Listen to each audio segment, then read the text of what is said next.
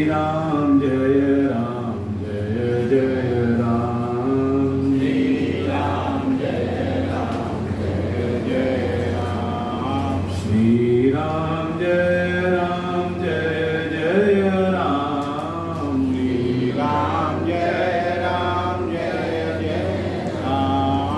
श्री राम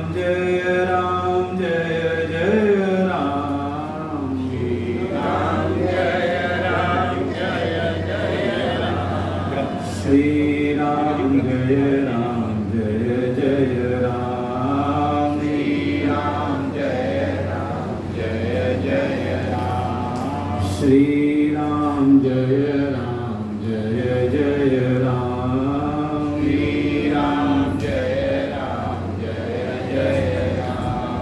श्री राम जय जय राम, श्री राम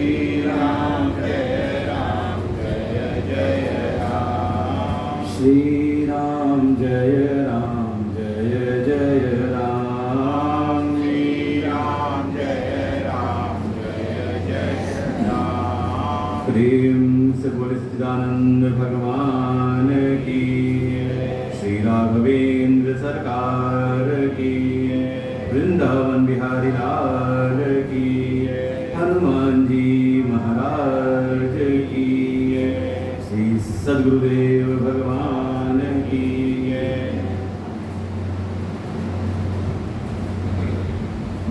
ओम सहना भवतु सहनौ भुनक्तु सह वीर्यं करवावहै तेजस्विनावधीतमस्तु मा विद्विषावहै। ओम शांति शांति शांति। अखंडमंडलाकारं व्याप्तं येन चराचरं तत्पदं दर्शितं येन तस्मै श्री गुरवे नमः। अज्ञानतिमिरान्धस्य ज्ञानाञ्जनशलाकया चक्षुरुन्मीलितं येन तस्मै श्री गुरवे नमः। गुरुर्ब्रह्मा गुरुर्विष्णु गुरुर्देवो महेश्वरः गुरुर्साक्षात् परं ब्रह्म तस्मै श्री गुरवे नमः। त्वमेव माता च पिता त्वमेव बन्धुश्च सखा त्वमेव विद्या द्रविणं त्वमेव सर्वं मम देव देव। गजाननं भूतगणादिसेवितं कपित्थजम्बूफलचारुभक्षणम् उमासुतं शोकविनाशकारकं नमामि विघ्नेश्वरपादपङ्कजम्। अतुलितबलधामं हेमशैलाभदेहं दनुजवनकृशानुं ज्ञानिनामग्रगण्यं सकलगुणनिधानं वानराणामधीशं रघुपतिप्रियभक्तं वातजातं नमामि। नीलाम्बुजश्यामलकोमलाङ्गं सीतासमारोपितवामभागं पाणौ महासायकचारुचापं नमामि रामं रघुवंशनाथं नमामि रामं रघुवंशनाथम्।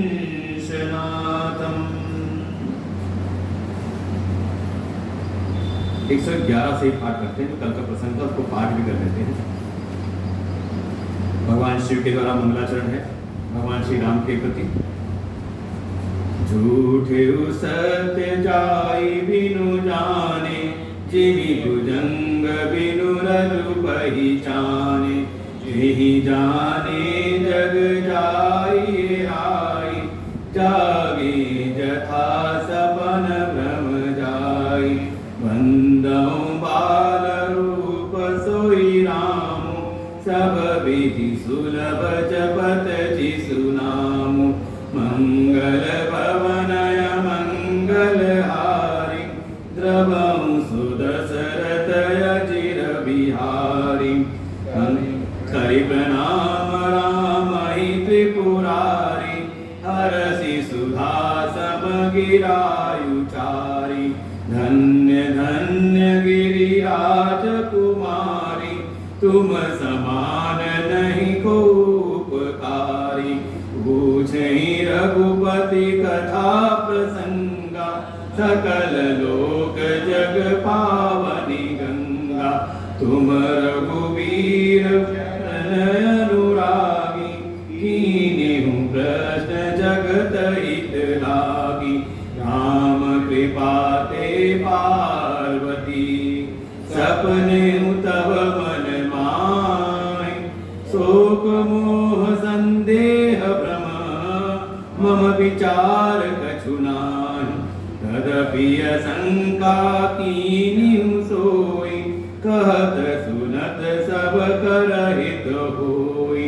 जिन हरि कथा सुनी नहीं काना, श्रवण रंध्र अहि भवन समाना। नयन ही संत दरस नहीं देखा, लोचन मोर पंक कर लेखा। ते सिर कटु तुम्बरि समतूला, जेन नमत हरि गुर पद मूला। जिन हरि भगति हृदय नहीं आनी, जीवत सब समान ते प्राणी। जो नहीं करहि राम गुण गाना, जीह सुधादुर जीह समाना। पुलिस कठोर निठुर सोई छाति, सुनि हरि चरित न जो हर्षाति। गिरिजा सुनहु राम कै लीला, सुरहित धनुज विमोहन सीला। राम कथा सुरधेनु सम, सेवत सब सुखदानि। सत समाज सुरलोक सब, को न सुनहि अस जानि। राम कथा सुंदर करतारी, संशय विहग उड़ावनिहारी। राम कथा कलि पिटप कुठारी, सादर सुनु गिरिराज कुमारी। राम नाम गुण चरित सुहाय, जन्म करम अगणित श्रुति गाय। जथाय अनंत राम भगवाना, तथा कथा कीरति गुण नाना। तदपि जथा श्रुत जसिमति मोरी, कहियहु देखि प्रीति अति तोरी। उमा प्रश्न तव सहज सुहाय, सुखद संत सम्मत मोहि भाई। एक बात नहीं मोहि सुहानी, यद्यपि मोह बस कहेउ भवानी। तुम जो कहा राम को आना, जय श्रुति गावधरहि मुनि ज्ञाना। इसका ही सुनई अस अधमन, ग्रसे जिव मोह पिसाच। पाखंडी हरि पद विमुख, जानहि झूठ न साच। सियावर रामचंद्र की जय, पवन सुत हनुमान की जय। उमापति महादेव की जय, गुरु भई सब संतन की जय। सुंदर प्रसंग श्री रामचरितमानस के अंतर्गत बालकांड और उसके अंतर्गत शिव चरित्र पावन श्रावण मास में शिव द्वारा रचित ही राम तत्व का ज्ञान, और ये एक स्वाभाविक मन का एक गुण कह सकते हैं कि जितनी प्रसन्नता हमें कोई हमारी प्रशंसा करे, स्तुति करे होती है, उससे कहीं ज़्यादा मन की प्रसन्नता होती है हमारे द्वारा अगर कोई रचना है और उसका कोई अनुशीलन करे, उसका श्रवण करे, उसका पठन करे तो ज़्यादा होती है। कोई अगर साहित्यकार होंगे तो उनको ये हृदय का भाव पता होगा कि उनको कोई एक रचना करते हैं तो उनके मन में होता है कि ये जन जन तक पहुँचे, लोग उसको सुने, उसको अध्ययन करें, उसका अनुशीलन करें। तो इस पावन श्रावण मास में अगर भगवान शिव को प्रसन्न करना है तो सबसे अच्छा जो साधन है उनके गुण चरित्रों का तो हम चिंतन करें ही, उनका तो ध्यान करें ही करें, साथ ही उनके द्वारा जो उद्बोधित तत्व ज्ञान है उसको हम श्रवण करें, उसका मनन करें और उसको ही हम अपने भीतर धारण कर लें। तो ये सबसे श्रेष्ठ उपासना है। ये जो ज्ञान यज्ञ है, भगवान कह देते हैं कि इससे बढ़कर के कोई मुझे श्रेष्ठ इष्ट नहीं लगते, उपासना नहीं लगती। ज्ञान यज्ञ याज्ञम तेना हम इष्टस्यामिति मेमति। ज्ञान यज्ञ के द्वारा जहाँ तत्व का चिंतन होता हो, ऐसे ज्ञान यज्ञ के द्वारा मैं सबसे ज्यादा प्रसन्न होता हूँ। और यहाँ तक पहुँचने के लिए कि हमारे भीतर वो तत्व को धारण करने की सामर्थ्य आ जाए, इस कथा में रुचि उत्पन्न हो जाए, सुने, सुन करके समझ आए और समझ करके हम भीतर धारण कर सकें, इसके लिए ही प्रारंभिक सारे साधन बताए जाते हैं। सत्संगति बुध मंगल मूला, सोई फल सिद्धि सब साधन पूरा।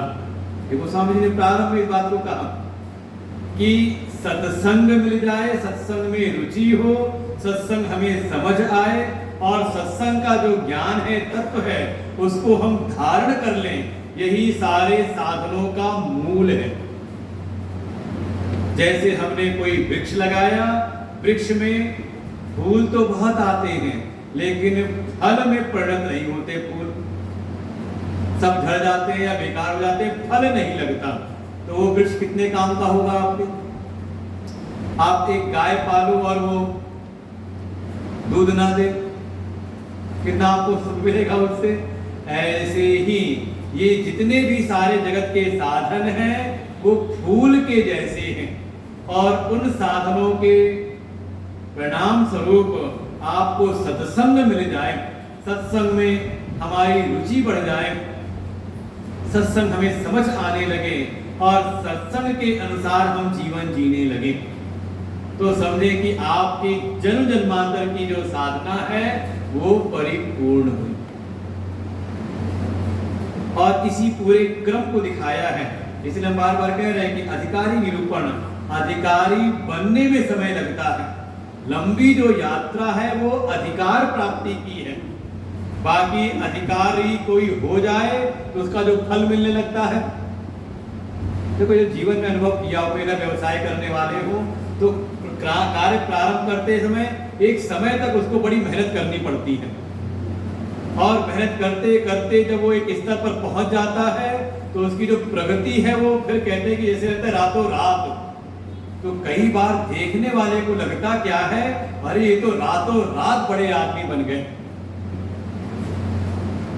होता है ना सुनने में कई बार, वो जो बाहर का व्यक्ति है उसको केवल ये अचानक उसके जो अभी इसकी प्रगति हुई है वो दिखाई दे रहा है, लेकिन उस आज की इसकी स्थिति के पीछे जो उसके पूरे जीवन के परिश्रम है, शायद वो केवल वही व्यक्ति जानता है कि इस एक रात के आने में कितनी रात का परिश्रम है, कितनी रात का कष्ट है, कितनी रातों का प्रयत्न है, शायद वो एक बाहर का व्यक्ति नहीं देख पाता। ऐसे ही इस अध्यात्म के मार्ग में भी, तत्व ज्ञान में भी, तत्व ज्ञान तो चुटकी मसलते हो जाता है। ये अपनी आत्मा का ज्ञान है। जब अभी सुनेंगे तो लगे कि अरे ये तो बड़ा सहज है, लेकिन इस सामर्थ्य को आने में, इस अधिकारित्व को आने में पूरा लंबा समय लगता है। वही पूरी जीवन यात्रा है सती और पार्वती की, सती से पार्वती तक की यात्रा। और ये पूरा जो प्रसंग है समझ लीजिए गुरु और शिष्य के बीच का संबंध है। वंदे बोधमयम नित्यम गुरुम शंकर रूपिणम। गोस्वामी जी के लिए रामचरितमानस में उनके इष्ट हैं, उनके जो परम लक्ष्य हैं प्रभु श्री राम हैं। और प्रभु की प्राप्ति, परमात्मा की प्राप्ति बिना गुरु के नहीं हो सकती। तो गुरु रूप में वर्ण है भगवान शिव का, और उन्हीं शिव के ही अंश हैं। आज दिन किसका है? हनुमान जी का आज दिन है, मंगलवार है, मंगल भवन हनुमान जी हैं। तो हनुमान जी कौन है? का उन्हीं शिव के अंश हैं, अवतार हैं, उनके अंशावतार हैं हनुमान जी। और गोस्वामी जी इसलिए जब हनुमान जी की स्तुति करते हैं तो उनको पता है कि हनुमान जी हैं शिव के अंश।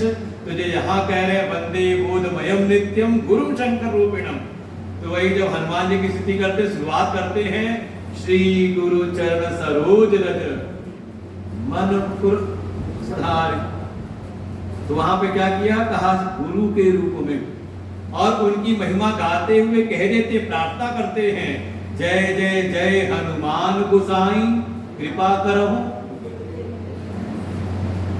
इष्ट नहीं है बल्कि बिल्कुल निश्चित उनका है कि ये हमारे गुरु हैं।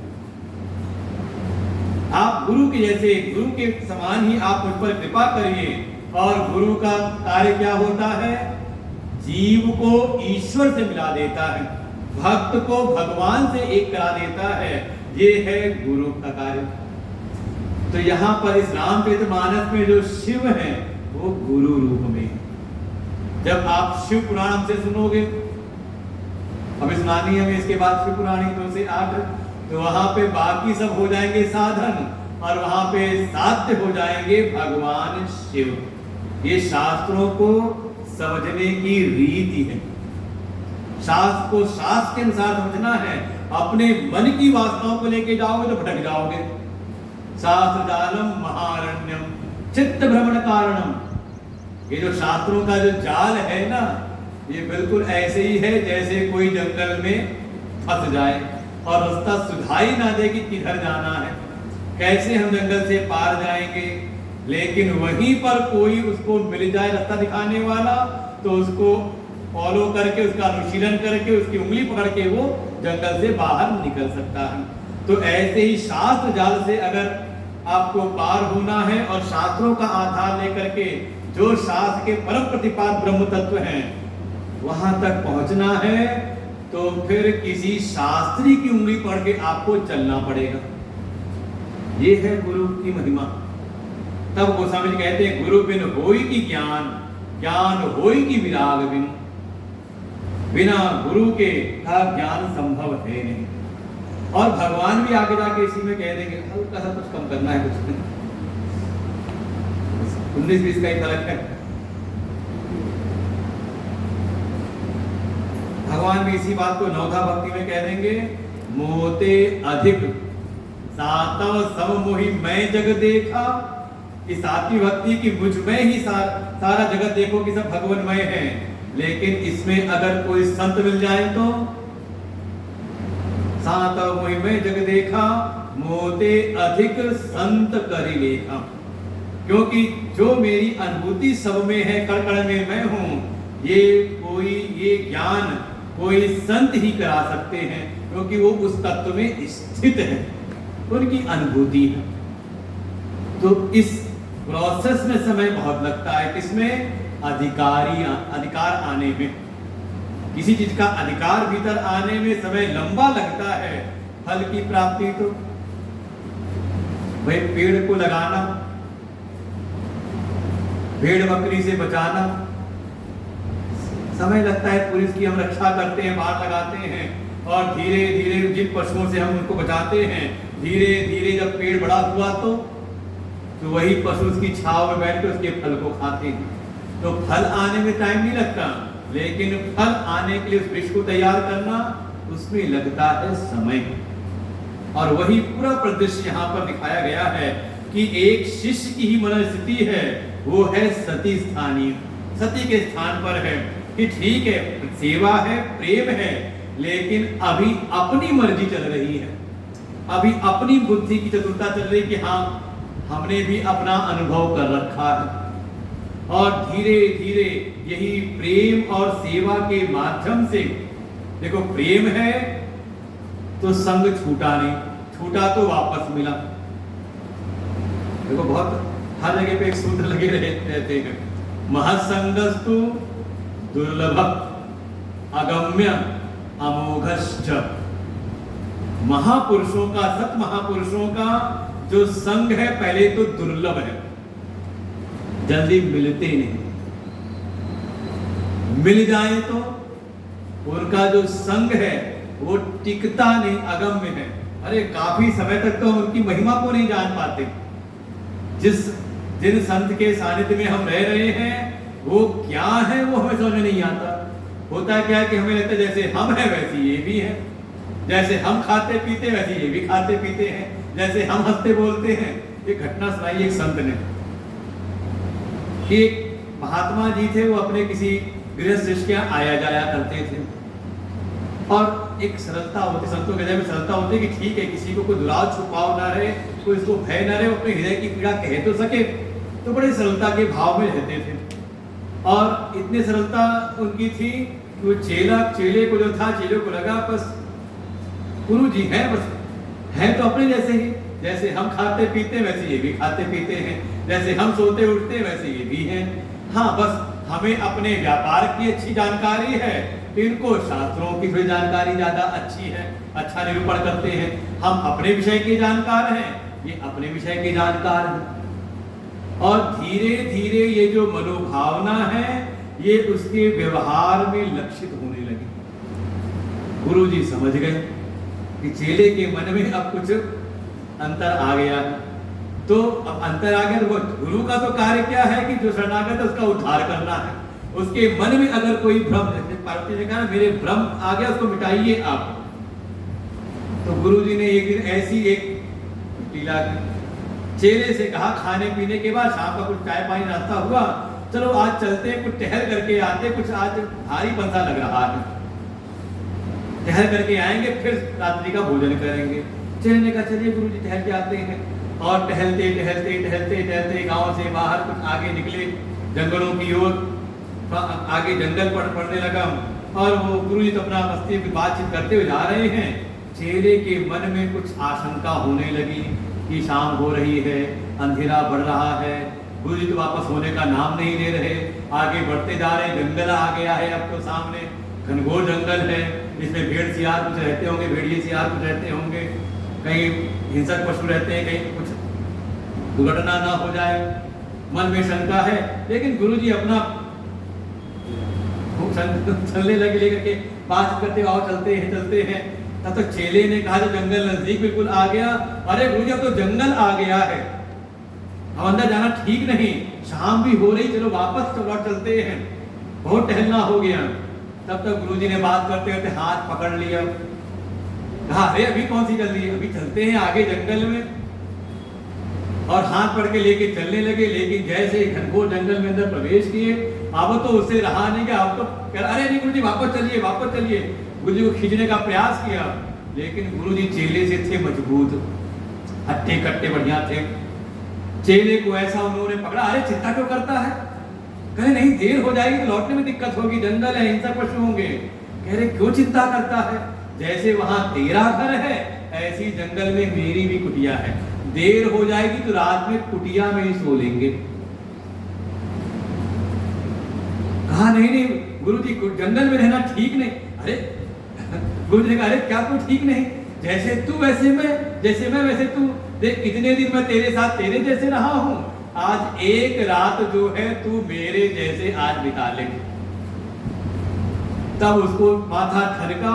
वो चेले ने कहा गुरुजी हम दिखने में एक जैसे हैं, लेकिन आप हो और अभी हम वैसे ही हैं। तो क्या है, कई बार ये धारणा बनती है और परिणाम जो दुर्लभ संतों का जो सानिध्य है वो हो जाता है अगम्य, टिकता नहीं। हमने अपने गुरुदेव के साथ देखा जिनके प्रति हमारी इतनी प्रगाढ़ निष्ठा, इतना प्रेम कि लगता है जैसे मोह जैसा ही हो, और उन्हीं कई और में देखते हैं कि उन्हीं का सानिध्य कोई 10 साल रह करके, कोई 15 साल रह के उनको साथ छोटी मोटी चीजों के लिए ही कोई ना कोई सांसारिक घटनाओं के कारण उनसे दूर हो जाते हैं। तो ये कहा दूसरा अगम्य। और देखें सती जी के जीवन में दिखाई दिया, वो दुर्लभ चीज उनको अपनी तपस्या से, अपने प्रेम से, अपनी सेवा से प्राप्त हुई, लेकिन टिकी नहीं। कारण है अश्रद्धा। पुनः तपस्या करके करेगा, जन्म मिला, फिर तपस्या की, फिर मिला सानिध्य।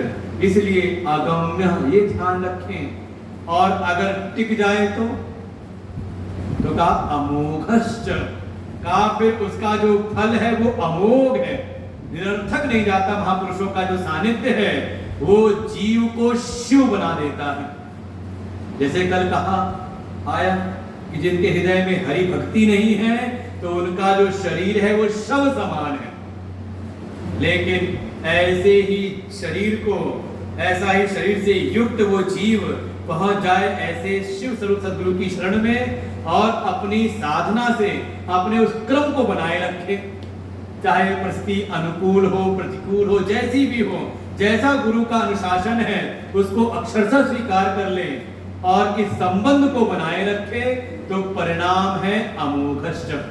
वो सानिध्य निष्फल नहीं जाता, बल्कि वो अपने परम लक्ष्य को प्राप्त कर लेता है। ये स्थिति है पार्वती जी की। पार्वती जी जो समर्पण है, और एक बार ऐसा समर्पण हो जाए तो जो गुरु बार बार शिष्य में खोट निकालते रहते थे, देखो तुम में ये कमी है, तुम में ये कमी है, तुम ऐसे नहीं हो, तुम ऐसा करो, ऐसा क्यों नहीं करते, वही गुरु देखो साधना करने समय जब स्थिति ऐसी आई, पूर्ण समर्पण हो गया, तो वही गुरु फिर उस शिष्य की प्रशंसा भी करते हैं। कल किया नहीं, राम कृपा ते पार्वती सपने हूँ तव मन मान, शोक मोह संदेह भ्रम मम विचार कछ नाहि। हे पार्वती, ये मेरे मन के विचार से मैं कह सकता हूं इस समय कि प्रभु की कृपा से अब तुम्हारे मन में कोई शोक नहीं है, जैसा सती के जीवन में हो रहा था। क्यों नहीं है? क्योंकि मोह नहीं रहा। किस चीज का मोह? ये मोह होता है कभी बाहर की परिस्थितियों से। आज सुबह का प्रसंग मुझे समझाया इस बात को। मोह माने बस ये मन हो जाता है कि यही ऐसा चाहिए, भोजन मिले तो ऐसा ही मिलना चाहिए, बच्चा आया इसको व्यवहार कराए ऐसे ही इसको बोलना चाहिए, ऐसे ही इसको करना चाहिए, यही मोह है। और इसके कारण और कहीं ना कहीं आग्रह हो जाता है भीतर, अपने विचारों से वो बाहर की परिस्थिति तो है ही, अपने देह से है, साथ ही कहीं ना कहीं अपनी बुद्धि के विचारों से मोह हो जाता है कि हमने जो समझा जो सोचा वही सही है। इस प्रकार से तो उस पे संकेत कर रहे हैं कि हे पार्वती, अब तुम्हारे भीतर वैसा मोह नहीं है जैसा पहले था कि जो व्यापक ब्रह्म है वो मनुष्य कैसे हो सकते हैं। असंभावना जैसी बात थी कि नहीं ऐसा तो हो नहीं सकता। अब वैसा मोह नहीं तो शोक नहीं, और अब संदेह भ्रम भी नहीं रहा। वही जो शिव जी है वही प्रशंसा कर रहे हैं, कुछ ऐसा नहीं। हाँ, जो आशंका तुम रख रही हो ये तो तुम इसलिए कि थोड़ा कुछ कथा वथा हो। पहले तुम्हारी कथा में रुचि नहीं थी, कथा में सुनवाता था तो सुनती नहीं थी, मैं खुद बताता था तो तभी भीतर तुम्हारा ध्यान नहीं रहता था।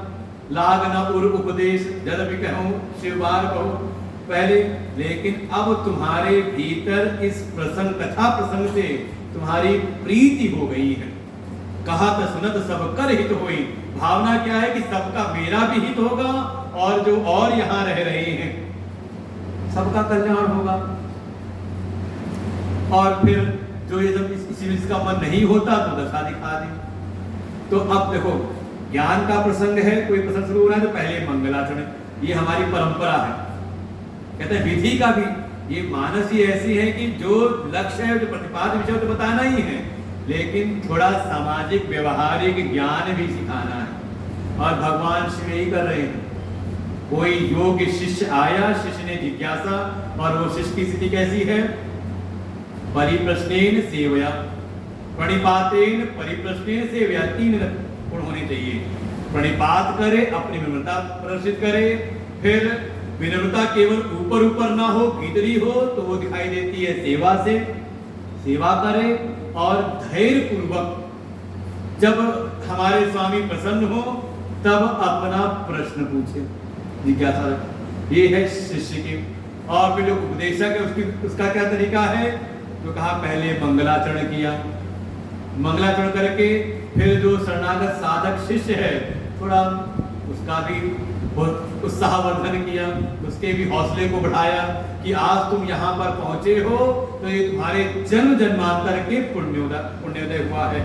धन्य धन्य कि राजकुमारी, बहुत तप के कारण, बहुत पुण्य के कारण आज यहाँ पे स्थिति प्राप्त हुई है। फिर जो यहाँ नहीं आ पाते वो कैसे हैं वो बताया। और फिर अब जिस ज्ञान की चर्चा करनी है थोड़ा उसका महात्म का वर्णन, उसकी महिमा, जिससे कि सुनने वाले की सजगता और बढ़ जाए।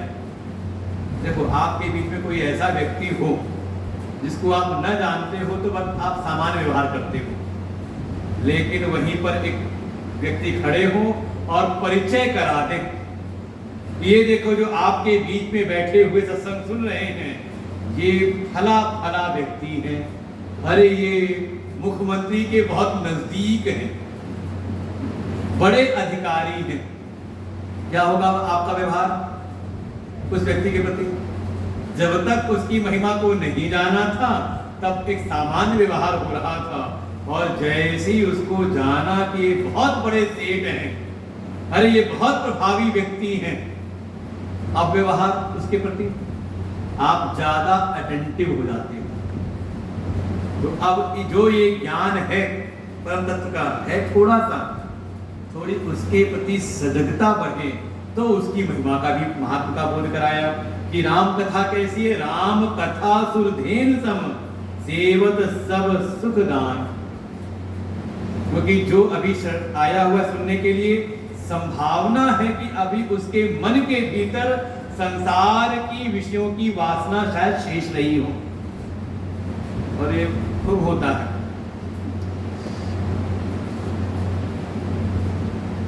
भक्ति कितनी करनी है तो लगता है कि भक्ति करते समय ये कथा कितना सुनना है। अरे ठीक है, कोई घर परिवार के काम धंधे भी हैं, अपना समाज व्यवहार व्यापार भी है, बाकी उसी में कथा भी सुननी है। क्यों? उसके प्रति क्योंकि लगता है कि अगर वो बाहर का व्यवहार ठीक नहीं करेंगे, हम ध्यान नहीं रखेंगे तो लाभ हानि में असर आएगा ना।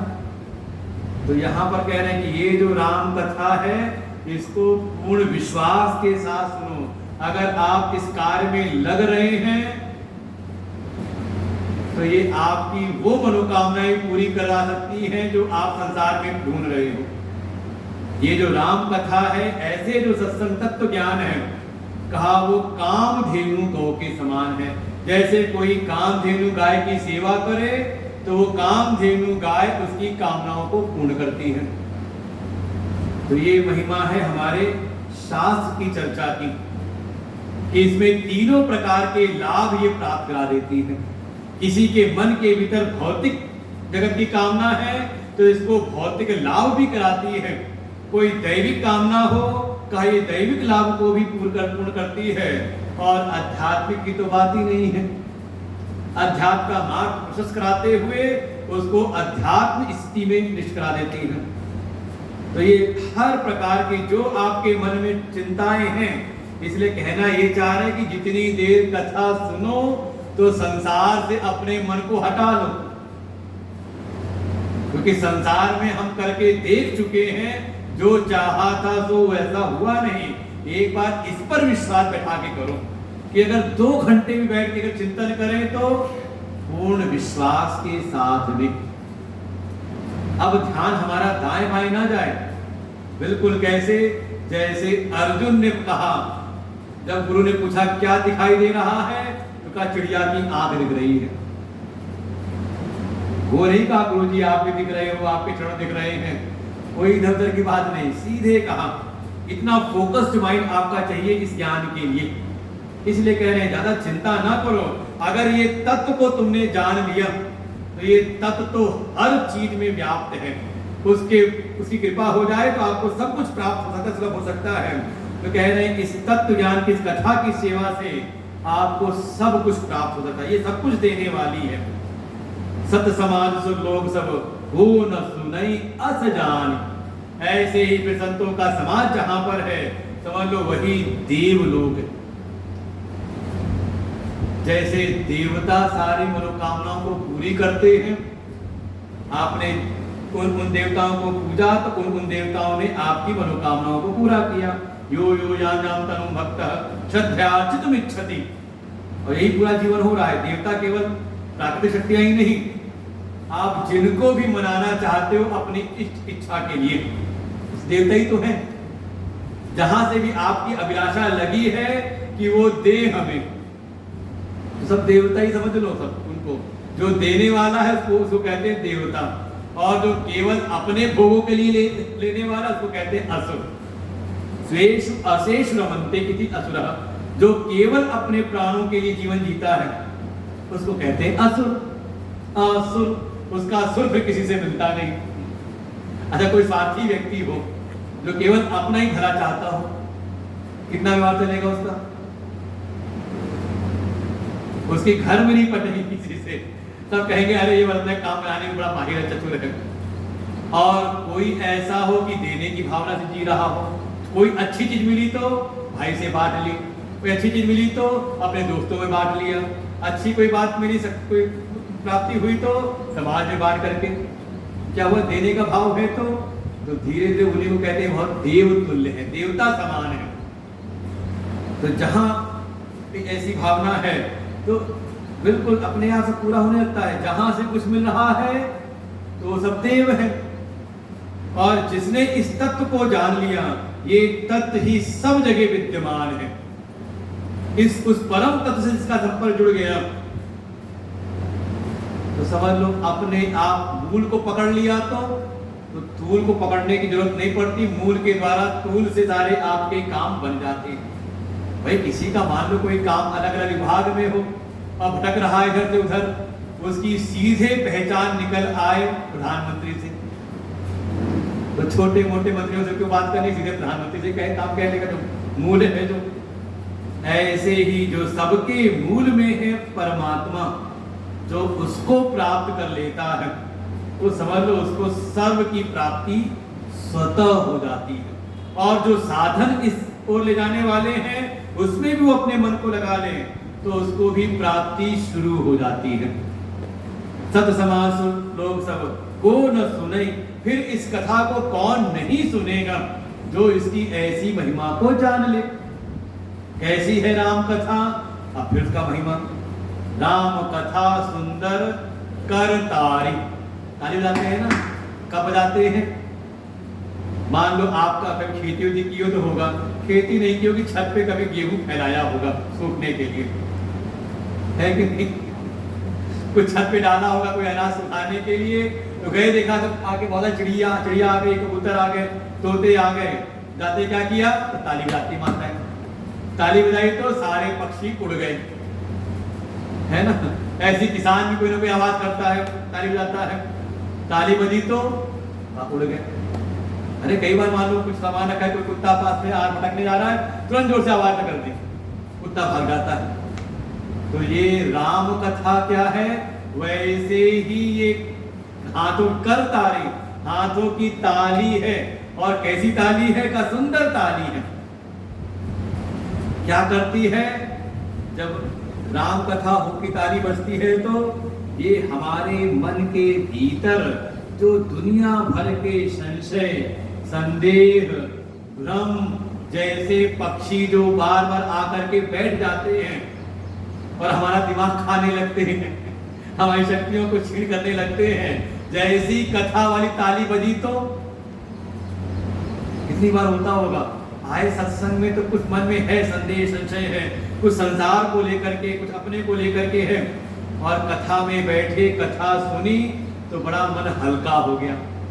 क्यों?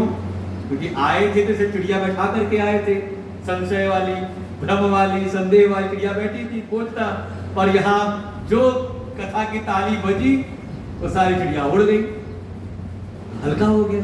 ये कई बार होता है। पहले हम लोग की बाल बड़े बड़े थे, कोई प्रक्रिया थी, मुंडन करा लिया तो बहुत सालों 7-8 साल से सर के ऊपर बाल लगे थे लंबे लंबे, तो लगता था कि हाँ कुछ है सर पे। वो 7-8 साल जब मुंडन करा लिया तो लगा जैसे सर पे कुछ है ही नहीं, हल्का हल्कापन लगने लगा। तो ऐसे ही ये जब भीतर के विद्यते हृदय ग्रंथि छिद्यन्ते सर्व संशया, इस तत्व ज्ञान रूपी जब ताली बजती है, इसके परिणाम से मन के भीतर के जो भी संशय संदेह भ्रम है, जब ये उड़ जाते हैं तो बड़ा जीवन हल्का लगता है, सहज स्थिति हो जाती है। राम कथा कली विटप कुठारी सादर सुनुबे राजकुमारी। ये राम कथा कैसी है? का ये बिल्कुल कुल्हाड़ी के जैसी है। कुल्हाड़ी क्या करती है? का बड़े से बड़ा भी कोई पेड़ है तो कुल्हाड़ी के प्रहार से वो पेड़ गिर पड़ता है, धराशायी हो जाता है। तो ऐसे ये जो राम कथा है, ये इसके सुनने से कौन सा पेड़ गिरता है? कहा कलयुग वाला ई हो रे कलौ प्रायः। ये जो कलयुग का जो ये बिल्कुल घना जो वृक्ष है, जंगल है, पेड़ है, जो बड़ा सा पेड़ है, कहा ये कलयुग के सारे दुष्प्रभावों को तत्क्षण काट देता है। कली शयानो भवति संजिहानस्तु द्वापरः। देखो कलयुग है क्या? जब हम बिल्कुल सोए पड़े रहते, आलस में, तमस में, अज्ञान में पड़े हुए हैं, और जैसी कथा में आए तो कथा में आ करके ही हमारी थोड़ी निद्रा हल्की होती है और हम जमाई लेते हैं। वो जमाई आलस वाली जमाई नहीं है। कौन सी जमाई? लगा कि नहीं अब ऐसा नहीं, कुछ नया जीवन जीना है, थोड़ा जीवन में परिवर्तन करना है, और जैसे थोड़ा आप जगे तो कहा आप पहुंच गए द्वापर में, संजिहानस्तु द्वापरः। और उसके उपरांत जैसे ही संकल्पित होकर तत्पर होकर खड़े हो गए तो उत्तिष्ठान त्रेता भवति। जब बिल्कुल खड़े हो गए, नहीं ऐसा ही करना है, अब तो ऐसे ही जीवन जिएंगे, तो आ गए कहां पर?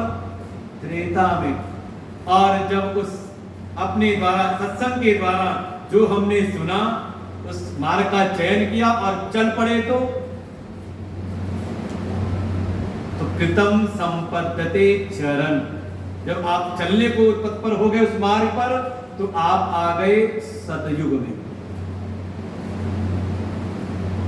और समझ लो फिर आएगा चढ़े वही थी। अब ऐसे ही चलते रहो, रुकना मत, चले वही थी, चले वही थी। अब ऐसे ही साधन पथ पर चलते रहो, चलते रहो। अब वापस मत चले जाना। अच्छा वापसी हो जाए तो फिर आ जाना सत्संग में। सत्संग में जाओगे तो फिर वहां पे ताली बजेगी, फिर कथा रूपी कुल्हाड़ी चलेगी वहां पर, और क्या होगा? फिर आपकी नींद खुलेगी, फिर आप संकल्पित होगे, जब जाओ खड़े होगे, फिर चल पड़ोगे। चलते रहो, चलते रहो, जब तक बिल्कुल पहुंच ना जाओ। उत्तिष्ठत जागृत प्राप्य वरान निबोधात्। जब तक महापुरुषों को प्राप्त करके जब तक वो लक्ष्मी प्राप्ति ना हो जाए तब तक ये क्रम करते रहना, कथा सुनते रहना, बीच में छोड़ मत देना। सादर सुनु गिरिराज कुमारी। हे गिरिराज कुमारी, इसको बड़े आदर के साथ सुनते रहना, जब तक बिल्कुल पर्वत के जैसे अचल ना हो जाओ।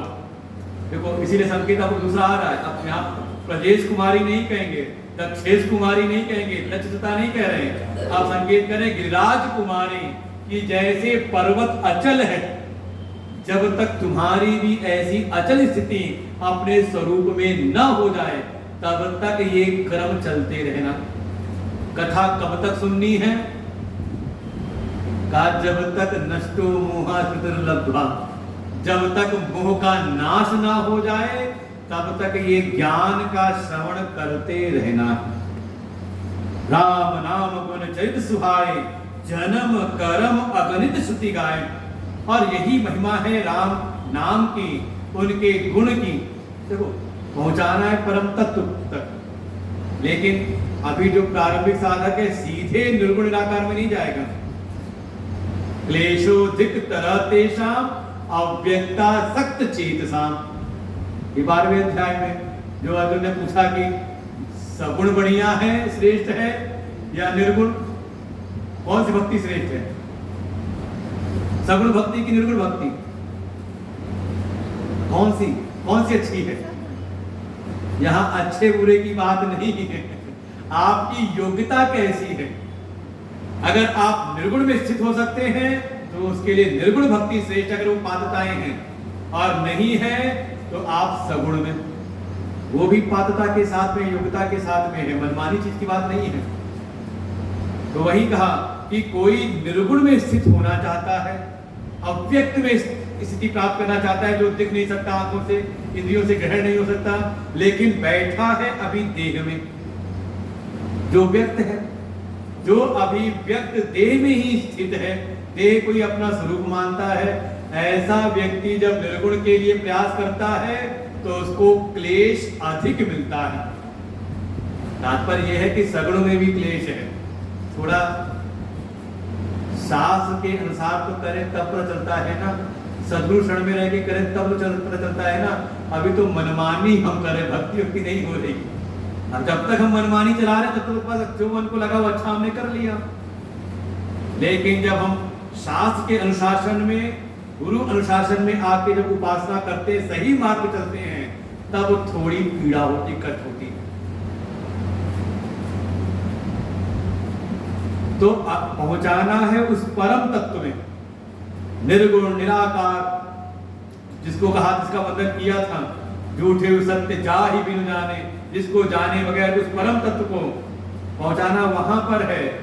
लेकिन आधार बनाया, क्योंकि अभी प्रारंभिक कोई साधक है तो आधार, क्योंकि अभी वो व्यक्त को ही सत्य मान रहा है, तो आधार बनाया भगवान के व्यक्त स्वरूप को, उनके सगुण साकार को।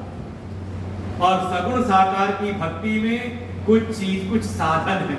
वो है पहला कहा भगवान नाम की महिमा, फिर भगवान के गुणों की महिमा, फिर भगवान के चरित्र की महिमा, फिर भगवान के जन्म और कर्म, उनकी लीलाओं का,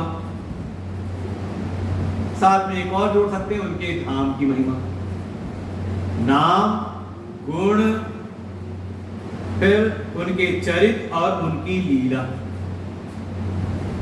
चरित्र कहते हैं जो बिल्कुल सामान्य स्थिति में जो उनके द्वारा मर्यादा स्थापित की जा रही है वो चरित्र है, और विशेष परिस्थिति में जो कुछ कर रहे हैं तो उसको कहते हैं लीला। जो सामान्य व्यक्ति के सामर्थ्य की बात नहीं है, वो उसको कहते हैं लीला। तो ऐसे नाम, रूप, गुण, चरित्र, लीला, धाम, इनका आधार दिया जाता है। जैसे बच्चे को पढ़ाना बनाना है हमें डॉक्टर इंजीनियर, लेकिन शुरुआत कहां से कराई? प्ले स्कूल से। खेल खेल में वहां खिलौनों के द्वारा उसको ज्ञान कराया जाता है कि कैसे उठना बैठना है, कैसे करना है, और धीरे धीरे करते करते जैसे जैसे उसकी सामर्थ्य बढ़ती जाती है उसके वो साधन वहां से छुड़ाते रहते हैं।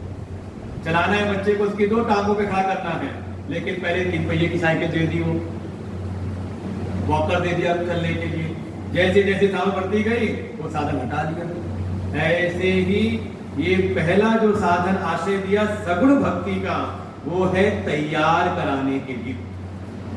और ऐसे, और इसका वर्णन कहां पे कहा? वेदों में। देखो वेद प्रमाण है हर जगह, श्रुति गाय, अगणित श्रुति गाय, अनेकों उनकी महिमा है, उनके नाम, रूप, गुण, लीला, धाम की अनगिनत, कोई गिनती नहीं है। जथा अनंत राम भगवाना, जैसे भगवान अनंत है, उनका स्वरूप अनंत है, ऐसे उनके नाम, रूप, गुण, लीला, धाम की कथाएं भी, उनकी कीर्ति भी कहा अनंत है, कोई पारावार नहीं है, हमेशा चलती रहती कथाएं, कभी समाप्त नहीं होती, विश्राम ही लेती है, पूरी नहीं होती। लेकिन सुनाने वाला जो है, उन कथाओं को सुनाते समय देखो, ये है वक्ता की श्रेष्ठता। तदपि जथा, क्योंकि बहुत सारी कथाएं, बहुत सारे विचार, आप कुछ भी विचार कर सकते हो भगवान के सगुण साकार की लीलाओं में। आपके मन में जो भाव आए आप भगवान के सामने रखो, भगवान वैसा कर देंगे। भगवान प्रकट हुए लेकिन बिल्कुल शांत थे, तो मैया ने कहा ये कौन से बालक बने हो, रो तो रोदन था ना। मई माता ने कटरे भेजने का रो तो भगवान रोने लगे। तो जिस भाव को आप चाहो वो आप सगुण में प्रकट कर सकते हो भगवान। ये प्रेम का भाव, जैसे जैसे आपका प्रेम है जिससे पोते नाती पोते प्रेम है, तो नाती पोते ने जिससे आपका बड़ा प्रबल प्रेम है, उसने कहा घोड़ा बनो।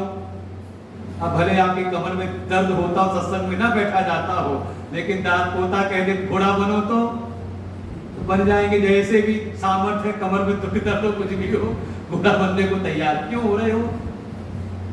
प्रेम के कारण। चाहे कितना भी कष्ट मिले, लेकिन कहीं अगर प्रेम है तो हम वहां पे झुक जाते हैं। तो ऐसे ही कोई भक्त के प्रेम के वश हो जाते हैं भगवान, और जैसा भक्त चाहता है भगवान वैसे प्रकट हो जाते हैं। हमारे गुरु ने कहानी सुनाई, कथा सुनाई। एक गुरु शिष्य थे, शिष्य गुरु को समझाते रहे, अरे गुरु जी शिष्य को समझाते रहते बार बार, ऐसे रहा करो, चलता मत किया करो, ठीक से बैठा करो, ठीक से रहा करो। लेकिन चेला बहुत चंचल था। कहीं यात्रा पर थे, गुरु जी ने समझाया चेले को, ये झोला मेरा पकड़ और वेदी चौके भी लगा करके बढ़िया ठाकुर जी को विराजमान कर दे। मैं जा रहा हूँ, शौच स्नान करने जा रहा हूँ, करके आऊंगा, फिर पूजा करूंगा। चेले ने जैसे कहते वो लगाता था, उसे चौकी की लगाई, सिंहासन निकाला और उस पे ठाकुर जी को, शालिग्राम जी को विराजमान किया।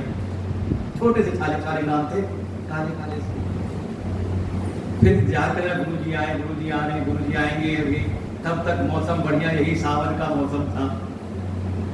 देखा वहीं बगल में एक बढ़िया जामुन का पेड़, जाया थोड़ा मीठी में, बढ़िया काली काली जामुन देख के मन में आया, जामुन तो बड़ी अच्छी है, खाऊं कैसे, तोड़ूं कैसे, कुछ दिखा नहीं।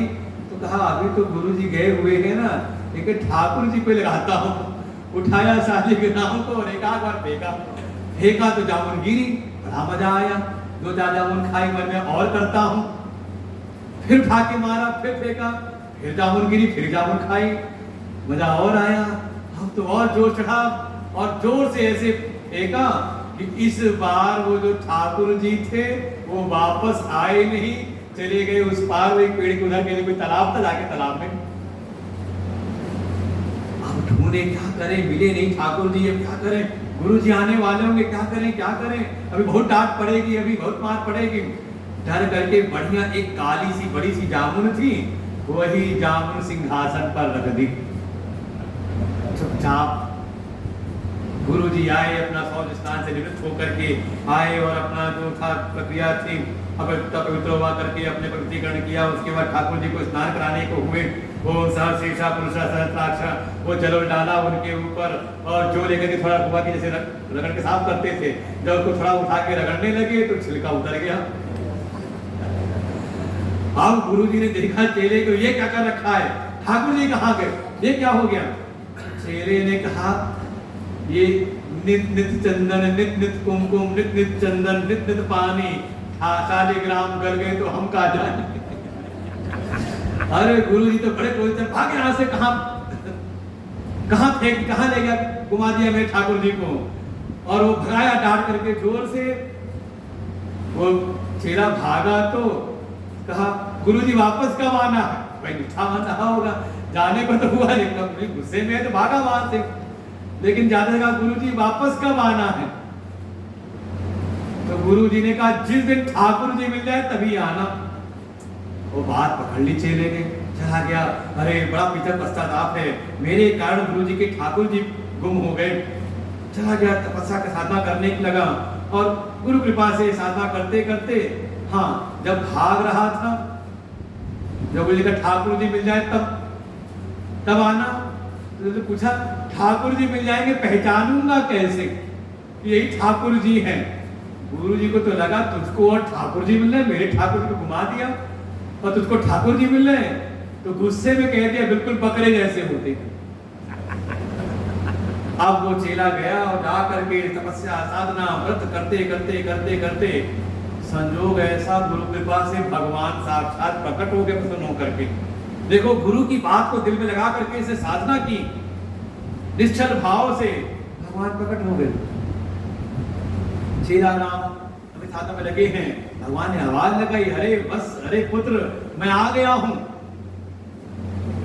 उसने आंखें खोली, देखा चतुर्भुज रूप में भक्त कोई सामने खड़े हैं, देखा फिर आंखें बंद कर ली। फिर अपनी तपस्या में कोई ध्यान दिया नहीं, जैसे कहते हैं इग्नोर कर देना, उपेक्षा कर देना है, ऐसे बिल्कुल आंखें बंद।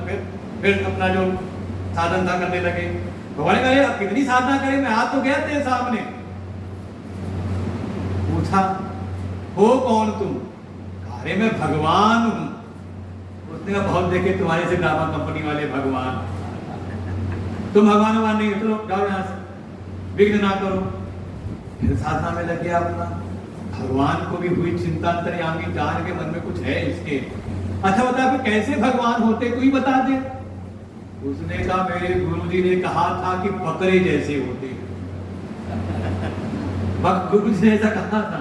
अब भगवान को मन में आया अच्छा, और फिर जैसे फिर आंख बंद की, तब तक भगवान चतुर्भुज रूप का त्याग करके हो गए बकरे के जैसे मैं करने लगे। अरे अब तो आंख खोल, अब तो देख। उसने कहा हाँ अब तो ठीक है, बकरे जैसे है, प्रणाम किया। लेकिन फिर मन में संशय आया कि दुनिया में बकरे तो बहुत हैं, क्या गारंटी है कि यही भगवान वाला बकरा है, ये वही है, तुम वही असली वाले बकरे हो कि तुम कोई और बकरे हो? तो भगवान ने कहा फिर बता, फिर कैसे प्रमाणित किया जाए, कैसे पक्का तुझे होगा? कहा गुरु जी बताएंगे तब मानूंगा। और फिर उसने कहा, भगवान ने कहा चल ले चल। बकरे का कान पकड़ा और ले जाकर के पहुंच गया गुरु जी को ढूंढते हुए। गुरु जी देखो पहचानो यही भगवान है या कोई और बकरा है।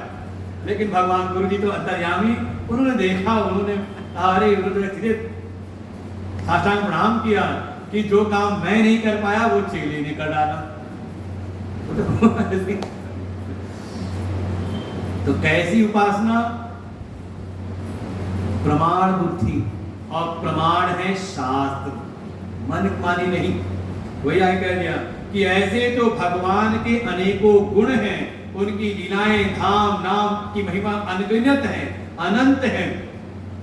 लेकिन जैसा यद्यपि जथा तदपि जथा, ऐसा होने के कारण क्योंकि बहुत सारे हैं, तो उनमें भी जो शुद्ध जसी मति मोरी, जैसा मैंने अपने गुरु परंपरा से आप्त वचनों से जैसे मैंने सुना है और जैसा मेरी बुद्धि ने समझा है, तो शास्त्र और गुरु वचनों से जैसा मैंने सुना है, कहियों देख प्रीति अति तोरी, वैसा ही मैं तेरे लिए तुझको कहूंगा, क्योंकि तेरी उसमें प्रीति है।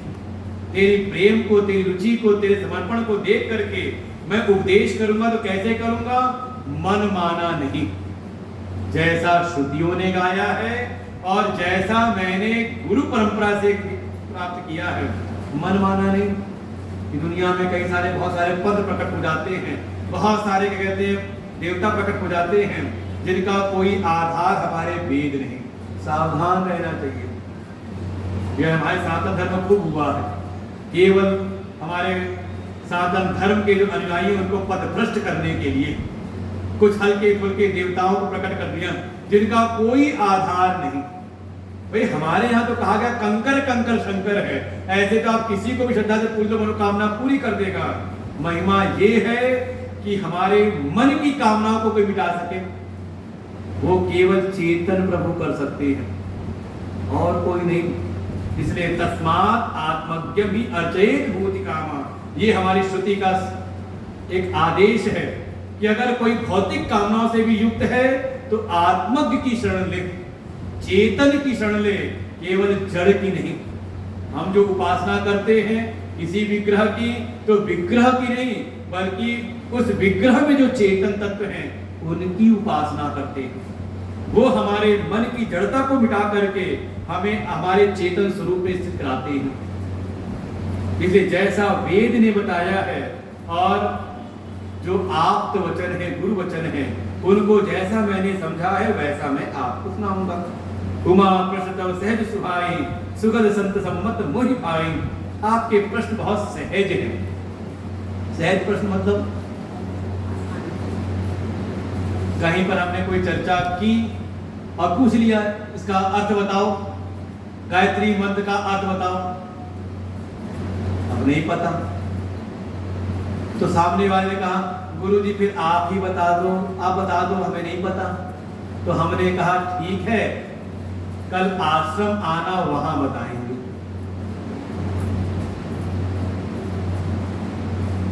और वो आए नहीं, नहीं बता दो। हमने कहा नहीं बताएंगे, आश्रम में बताएंगे। क्या हुआ? कहा ये जो उसने प्रश्न पूछा ये सहज उसका अपना प्रश्न नहीं है, बल्कि ये प्रसंग के अनुसार, परिस्थिति अनुसार एक कौतूहल उत्पन्न हुआ। और कौतूहल है तो अभी जगह है, एक क्षण बाद नहीं हुआ तो समाप्त हो जाएगा। तो ये सहज नहीं, जो सहज जिज्ञासा है वो प्रकट होती है धर्म अनुष्ठान से। धर्म अनुष्ठान के द्वारा जो अंतःकरण की शुद्धि है उसमें ये सहज प्रश्न आते हैं, जब लगता है कि नहीं मुझको अपना आत्म कल्याण करना है। सती जी में नहीं था, सती जी को भगवान सुनवा रहे थे, फिर उनके मन में संशय आया, संदेह आया, तो पुराना पढ़ के देखना, सती जी ने पूछा नहीं कहीं। भगवान समझाने का प्रयास करते हैं, लेकिन पार्वती जी ने कहा खुद पूछा है, और उनकी साधना का परिणाम, अंतःकरण शुद्धि का परिणाम कि उनके भीतर स्वयं ये प्रश्न उत्पन्न हुए। तो वही कह रहे हैं कि हे पार्वती, उमा प्रश्न तब सहज, उमा शब्द से संकेत किया है। उमा क्यों कहा? क्योंकि जब यही कन्या रूप में थी, पर्वत की कन्या पार्वती जी जब जाने लगी गुरु आज्ञा, देवर्षि नाथ के आज्ञा को मान करके तपस्या के लिए जाने लगी, तो इनकी माँ जो थी, सुने कौन सी, सुने ना, वो हिमवान की पत्नी, उन्होंने कहा अपनी कन्या को कठोर तपस्या पे जाते समय, अच्छा मान लो आपका बच्चा थोड़ा कर ले कि नहीं मैं जा रहा हूं तपस्या करूंगा, अब जा रहा हूं हरिद्वार, तो हृदय से कहते अरे उधर मत जाओ, यही रह के कर लो, है ना। तो वही का उधर मत जाओ, मत को कहते माँ, उधर ना जाओ, तो वही नाम पड़ गया था उनका उमा।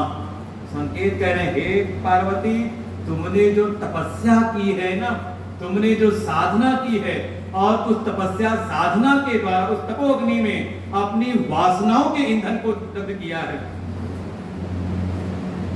अब अपनी वासनाओं को लेकर नहीं आई हैं, बल्कि जो पूर्व की वासनाएं थी, अपनी मति की जो एक अभिमानता थी, उन सब को तपो अग्नि में तुमने दग्ध कर दिया है, और तुम्हारा अंतःकरण अत्यंत निर्मल हुआ है।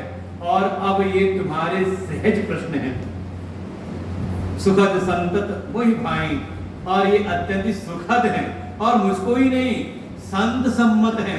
संत लोग भी ऐसे जिज्ञासुओं को पा करके प्रसन्न हो जाते हैं, और मुझको भी बहुत अच्छे लगे।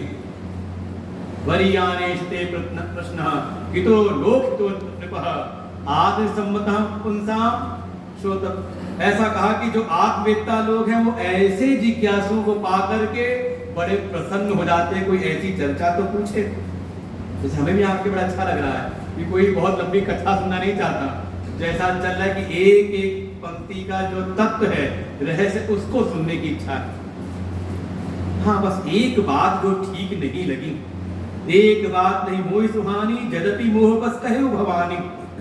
एक बात ठीक नहीं लगी जो आपने कहा, क्या राम वही है? मतलब संदेह चला आ रहा है, ये भी कोई बात नहीं, आपने मोह के कारण कहा है। भाई अगर मोह ना होता तो फिर कुछ प्रश्न ही नहीं आता।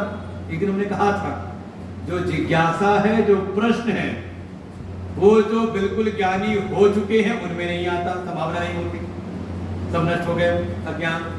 और कोई बिल्कुल जड़ मूर्ख है तो उसमें भी नहीं आता। जड़ता में जो है किसमें है?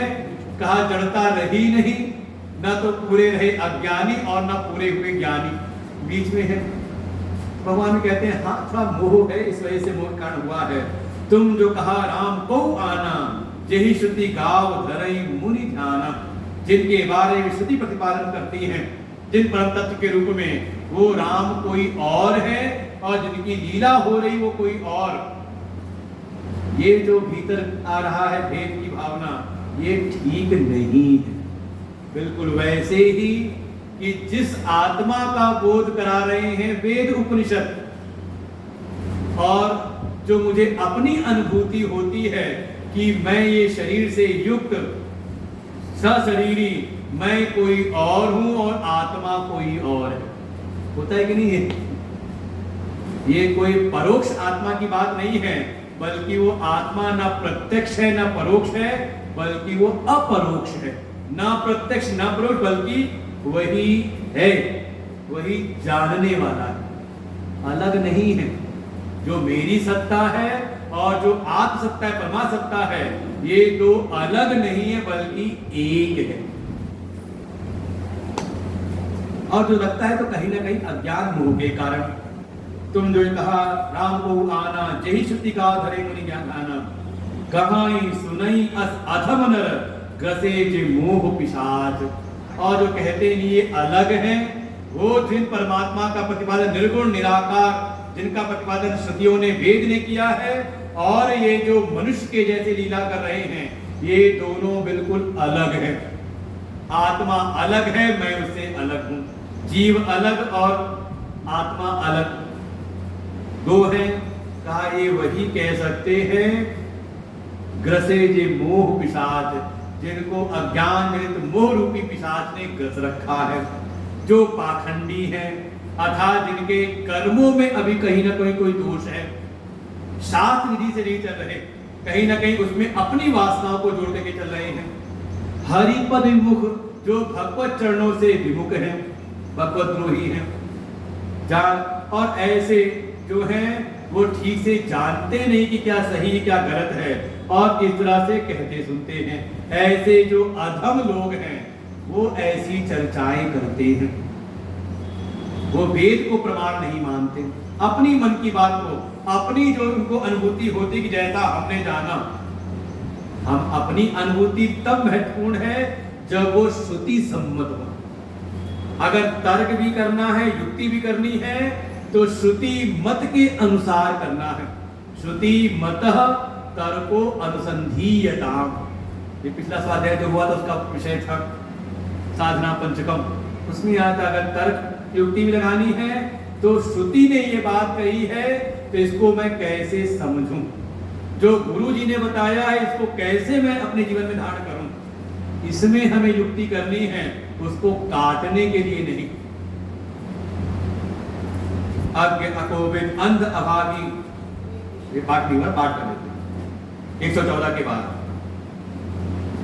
अज्ञ अकोपित अंध अभागी, काई विषय मुकुर मन लागी, लंपट कपटी कुटिल अभिषेकी, सपने संत सभा नहीं देखी, काई ते वेदय सम्मत वाणी, जिनके सूझ लाभु नहीं हानि, मुकुर मलिन अरुनयन विहीना, राम रूप देखई किमि दीना, जिनके अगुण न सगुण विवेका, चल पहि कल्पित वचन अनेका, हरि माया बस जगत भ्रमाई, तिनहि कहत कछु अघटित नाहि, बातुल भूत विवश मतवारे, ते नहीं बोलहि वचन विचारे, जिन कृत महामोह मद पाना, तिन कर का करिय नहीं काना, असन हृदय विचार, तदु संशय भजु राम पद, सुनु राजकुमारी, भ्रमतम रवि कर बचन मम, सियावर रामचंद्र की जय, पवन सुत हनुमान की जय, उमापति महादेव की जय, बोलो भाई सब संतन की जय। ऐसे जो बात करते हैं कि परमात्मा अलग है और जीव अलग है, ये वास्तव में अभी ठीक प्रकार से इन्होंने विचार नहीं किया। अज्ञ हैं, अज्ञानी हैं, अकोपित मूर्ख हैं, अंध अभागी, अभी उनकी तत्व दृष्टि नहीं खुली है। देखो कह सकते हैं 3 प्रकार की दृष्टि होती है। एक है चर्म दृष्टि, चर्म चक्षु, फिर इसके भीतर एक होती है भाव दृष्टि। देखो आंखों ने देखा सामने एक शरीर है,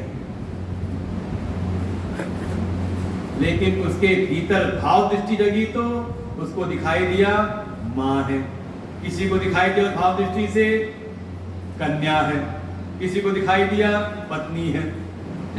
किससे? ये आंखों से नहीं दिख रहा है, आंखों से दिखाई दे रहा है पंच महाभूत का एक शरीर पुतला, लेकिन भाव दृष्टि जुड़ गई तो हमें वहां पर अलग अलग भाव बन गए। और इसी में आ गई तत्व दृष्टि तो उसको फिर दिखाई देगा छित जल पाप समीरा पंच अधम शरीरा, और उसमें भी इनके कारण रूप पर तत्व को देख लिया तो सब में उसकी तत्व दृष्टि बन जाती है। कृत्वा ब्रह्ममयी दृष्टि पश्चेत ब्रह्ममयी जगत का ब्रह्म दृष्टि बन गई तो सारे जगत को ब्रह्ममय देखता है। सिया राम मैं सब जग जानी करो प्रणाम जोर जुग पानी। कोई परमात्मा की दृष्टि से देखता है, सबको सारा जगत परमात्मा मय दिखता है कि परमात्मा ही इस रूप में है, अलग अलग है। तो वही कह रहे हैं जो अंधे हैं, अंध मतलब तत्व दृष्टि जिनको नहीं प्राप्त हुई है, और कह सकते हैं अभागे हैं, अर्थात कोई पुण्य है नहीं उनके। काई विषय मुकुर मन लागी, और उनके मन के ऊपर वास्तव में एक काई जम गई है। कौन सी काई? विषय लालसा वाली काई। विषय अपने मन रूपी दर्पण के ऊपर एक परत जम गई है, काई जम गई है विषयों की। लंपट कपटी कुटिल विषय की सब समझे हुए हैं, व्यभिचारी हैं, छल कपट करने वाले हैं, कुटिल हैं, विषय विशेष रूप से सब कहा। सपने में संतन सभा नहीं देखी, सज्जनों का संग नहीं किया। देखो जैसा संग वैसा ही भीतर रंग। आप विषयों के विषयी का संग करेंगे तो मन में विषय वासना प्रगाढ़ होती है, और आप भगवत भक्तों का संग करेंगे तो संसार के विषयों से विमुख होकर के हम लग जाते हैं भगवान की भक्ति में। ये है संग, सत्संग का प्रभाव। जिन्होंने सपने में भी समझ लो सत्सभा नहीं देखी, संतों का संग नहीं किया, इसलिए गोस्वामी जी आगे जाकर के जगह प्रार्थना करते हैं, हे प्रभु आगे मेरी जो गति हो भल भलो तात न कर दाता। हे प्रभु इतनी कृपा करना कि दुष्ट संग जन देई विधाता, कहीं भेज देना, लेकिन दुष्टों का विषयों का संग मुझको ना देना, जिससे कि मैं आपसे दूर ना हो जाऊं। तो ऐसे जो हैं कहाँ ही जो ऐसे हैं अज्ञानी हैं, कपटी हैं, कुटिल हैं, मूढ़ हैं, ऐसे जो लोग हैं क्या करते हैं? बोलते बहुत हैं। क्या बोलते हैं? वेद असम्मत वाणी, वेद सम्मत नहीं, वेद से विरुद्ध बातें वो बोलते हैं, और जिनको लाभ हानि कुछ पता भी नहीं, समझ नहीं आता कि किसमें लाभ है किसमें हानि है। सांसारिक कोई क्षणिक लाभ को देख करके वो प्रयास करने लग जाते हैं। ये विचार दूरगामी परिणामों को नहीं सोचते। विवेकी है तो वो परिणाम ताप संस्कार गुण वृत्ति विरोधाच ऐसे विचार करता है। कोई विवेकी है तो परिणाम के बारे में सोचता है कि इसका दूरगामी परिणाम क्या होगा। गीता जी भगवान कह देंगे उस चीज को, अनार्य दुष्टम अस्वर्गम अकीर्ति कर्म अर्जुन। हे अर्जुन तुम जो बोल रहे हो वो अनार्य है, पूर्व के जो श्रेष्ठ जन है उनके द्वारा आचरित नहीं है। अस्वर्गम भविष्य में भी श्रेष्ठ स्वर्ग की प्राप्ति कराने वाला नहीं है। अकीर्ति वर्तमान के समाज में भी तुम्हारी कीर्ति नहीं होने वाली, बस मन में आवेश आया और बोल पड़ते हैं।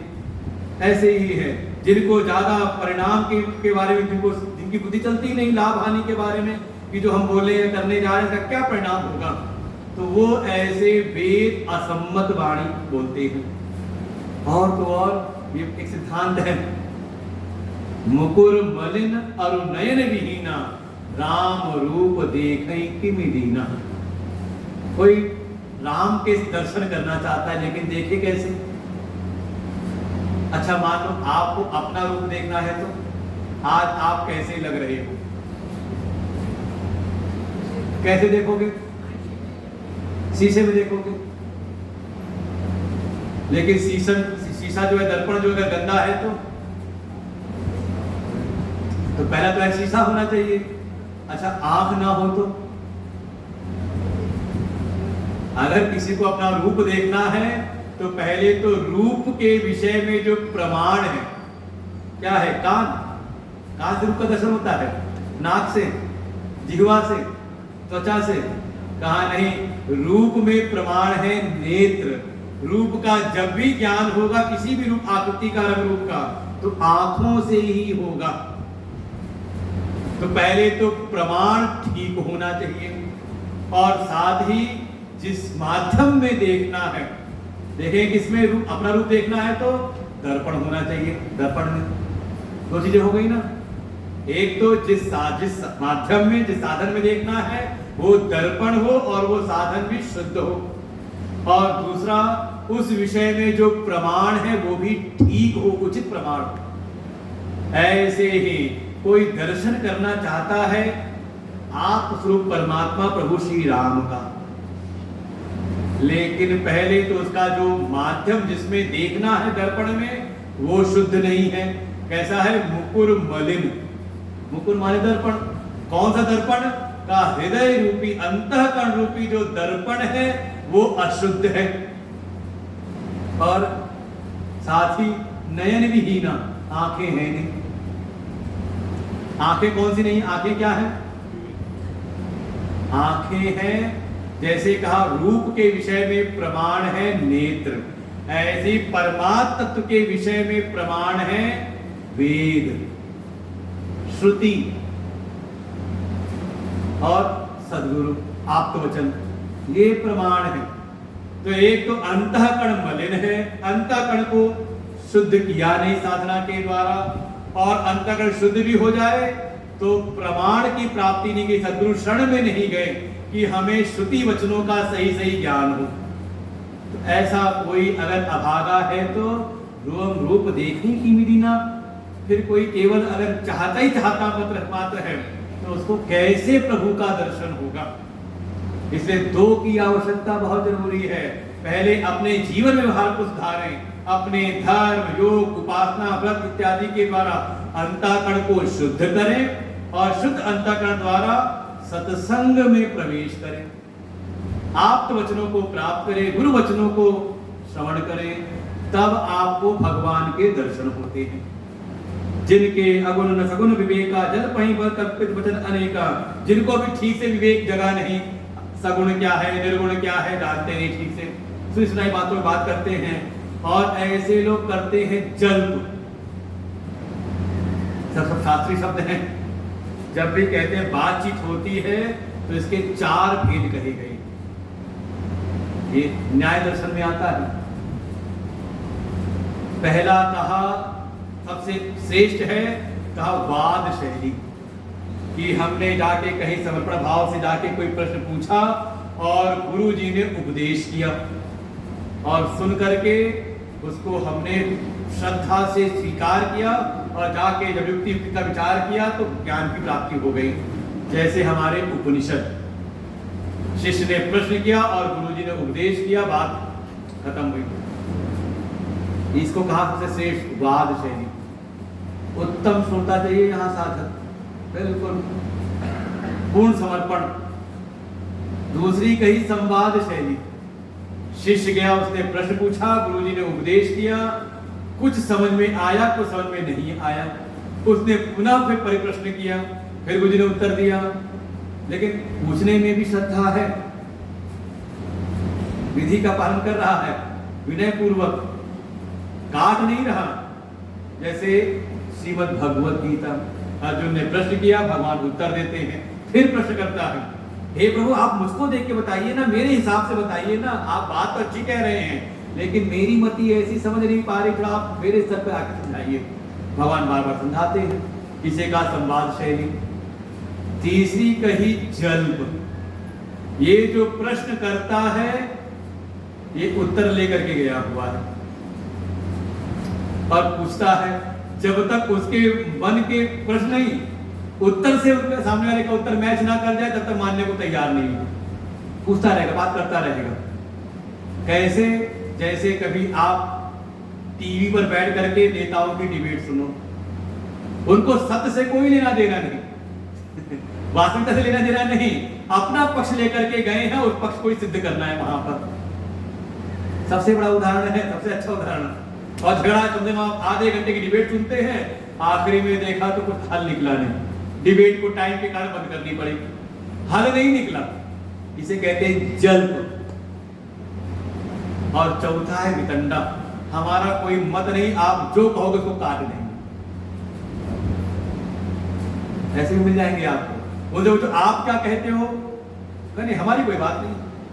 इसका उदाहरण देखना है तो आज के समय के जो कम्युनिस्ट लोग हैं बिल्कुल इसी शैली में हैं। अपना कोई आधार नहीं है, लेकिन आप कोई अच्छी बात कहोगे तो काट देंगे, ये ठीक नहीं, ये ठीक नहीं, ये ठीक नहीं, और अपने बहुत इंटेलेक्चुअल क्लास कर कोशिश करने की कोशिश करते हैं। ये सब आपको मिलेंगे। तो ऐसे ही जो लोग हैं जिनको सही से अपना कुछ विवेक है नहीं, जो उल्टा पुल्टा सीख लिया, वो जाके हर जगह जल्प करते हैं। जल्प ही कल्पित वचन अनेक, अपने मन से कल्पित करके वहां पे वो जल्पते रहते हैं। हरि माया पर जगत भ्रमाही, तिन्हीं कहूं कछ कछ अघटित नाही।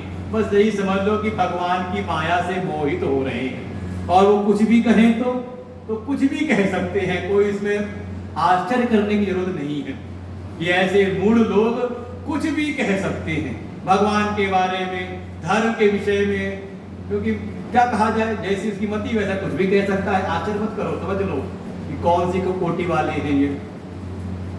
और तो और भगवान की और कुछ प्रशंसा ज्यादा कर देते हैं।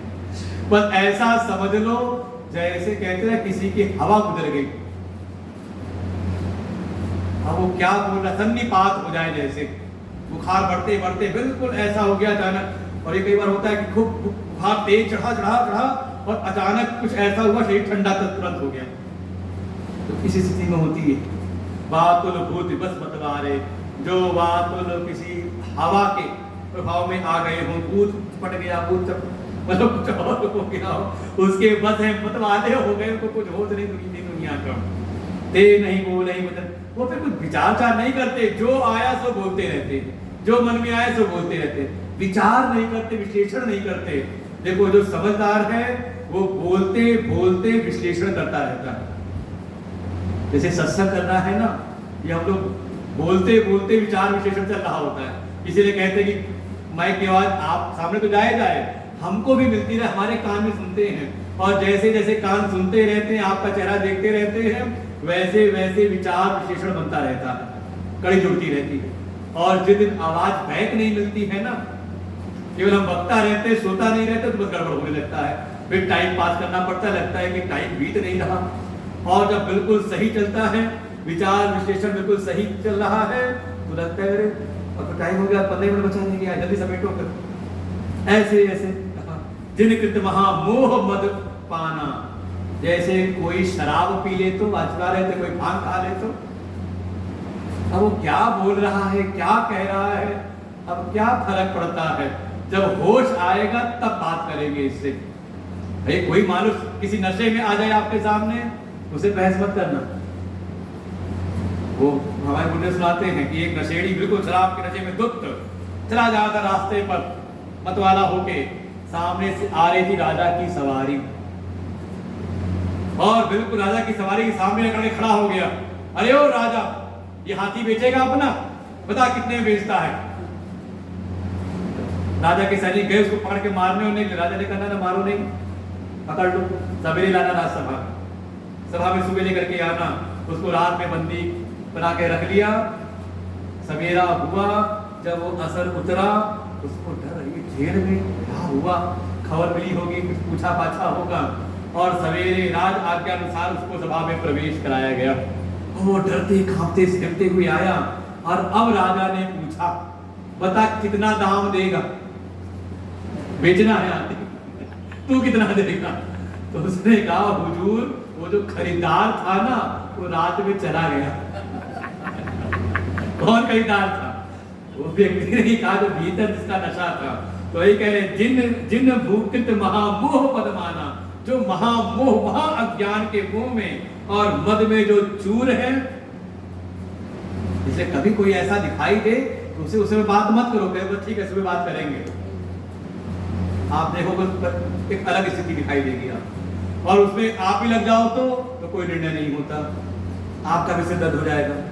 तिनकर कहा करिए नहीं कहना, ऐसे कोई अज्ञान में मद में मोह में महामोह से कोई अगर उसके नशे में चूर है तो उसकी बातों को ज्यादा कान में नहीं लिया जाता, ज्यादा उसे ध्यान मत दो, नहीं तो आपका मन दूषित होगा।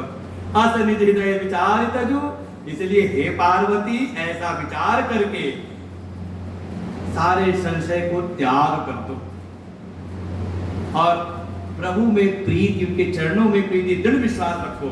सुनो गिरिराज कुमारी ब्रह्म तम रविकर वचन मम, और फिर सुनो, तात्पर्य पुराना खत्म करके गिलास भरा रहेगा, उसमें हम और पानी डालें, अमृत डालें तो अंदर कुछ नहीं जाएगा, छलक के बाहर निकल जाएगा। इसलिए एक बार तो सारे संशय संदेह किनारे करके, अर्थात प्रबल श्रद्धा से युक्त होकर के, ऐसा श्रद्धावान लभते ज्ञानम, ये सूत्र बना लो। अगर संशय बुद्धि से सुन रहे हैं तो कुछ भीतर नहीं जाएगा, एक बार अपना दिमाग अपना मन किनारे कर लो।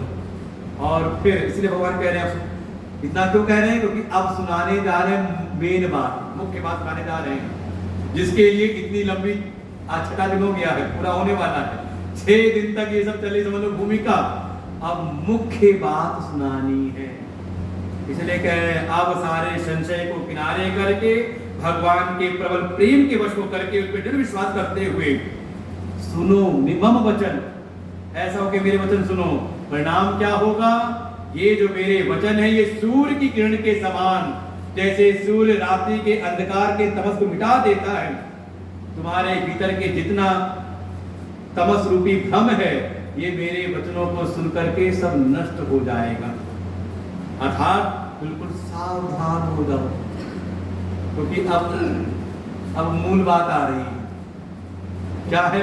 पाठ करते हैं अब यहां से भगवान का बिल्कुल अब कोई भूमिका नहीं, कोई मंगलाचरण नहीं, कोई अधिकारी की बात नहीं, अब आ रही है मुख्य बात, उपदेश।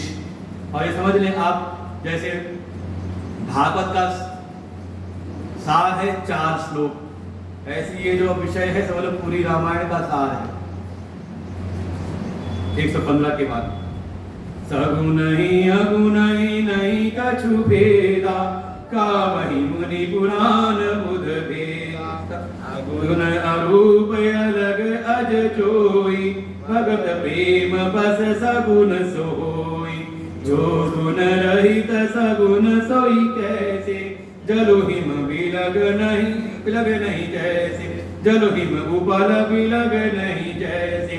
जासु नाम भ्रमति वीर पतंगा, तेहि तिमि कहिय विमोह संगा। राम सच्चिदानंद दिनेशा, नहीं तह मोह निसाल बलेशा। सहज प्रकाश रूप भगवाना, नहीं तह मुनि विज्ञान विहाना। हर्ष विषाद ज्ञान अज्ञाना, जीव धर्म अहमिति अभिमाना।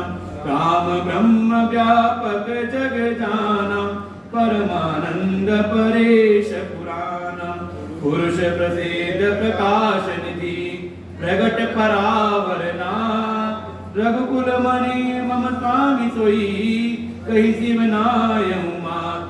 सियावर रामचंद्र की जय, पवन सुत हनुमान की जय। उमापति महादेव की जय, बोलो भाई सब संतन की जय।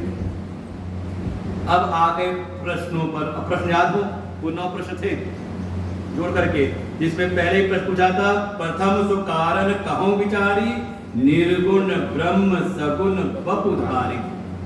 कि जो निर्गुण है वो सगुण कैसे हो जाते हैं। कैसे होते हैं? तो भगवान पहले ही इसका उत्तर दिया है, सगुनई अगुनई नहीं कछु भेदा, गावहि मुनि पुराण बुद्ध वेदम। वेद और वेद का ही अनुशीलन करके जो विद्वत जन हैं, बुद्ध हैं, जो ज्ञानी हो चुके हैं, और सारे पुराण यही गायन करते हैं कि सगुण में और निर्गुण में कोई भेद नहीं है। सगुण ही निर्गुण और निर्गुण ही सगुण है, कोई अंतर नहीं है इसमें। अनुभव तो होता है ना। तो कहा हाँ, अंतर कैसा है? कहा जैसे अगुण अरूप अलग अजोई भगत प्रेम बस सगुण सोई।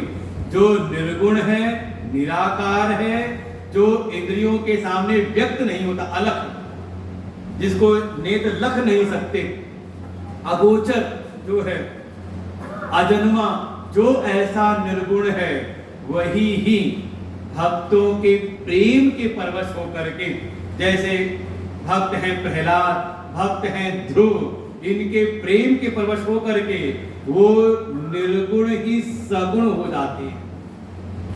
कैसे?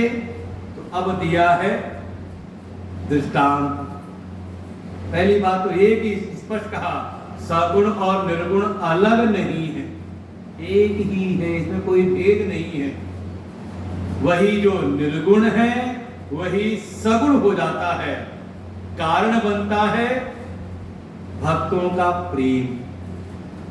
जैसे कहते हैं ना, कोई प्रयोगशाला में प्रयोग कराना है, नहीं हो रहा तो उसमें कैटलिस्ट लगाते हैं, मीट डालते हैं, तो प्रयोग आगे हो जाता है, तो बढ़ता है, उसमें रिएक्शन होता है। ऐसे ही भक्तों का जो प्रेम है, प्रेम के कारण तो केवल भक्त नहीं लागी, भक्तों के पर कृपा करने के लिए वो अपने निर्गुण से सगुण हो जाते हैं। जो गुण रहित सगुण सोई कैसे, ये प्रश्न पूछा था कि जो गुण से रहित है वो सगुण कैसे हो जाते हैं? तो दृष्टांत दिया, जलु हिम उपल विलग नहीं जैसे। कितना सरल कर दिया। जैसे जल बर्फ बन जाता है। जल क्या है?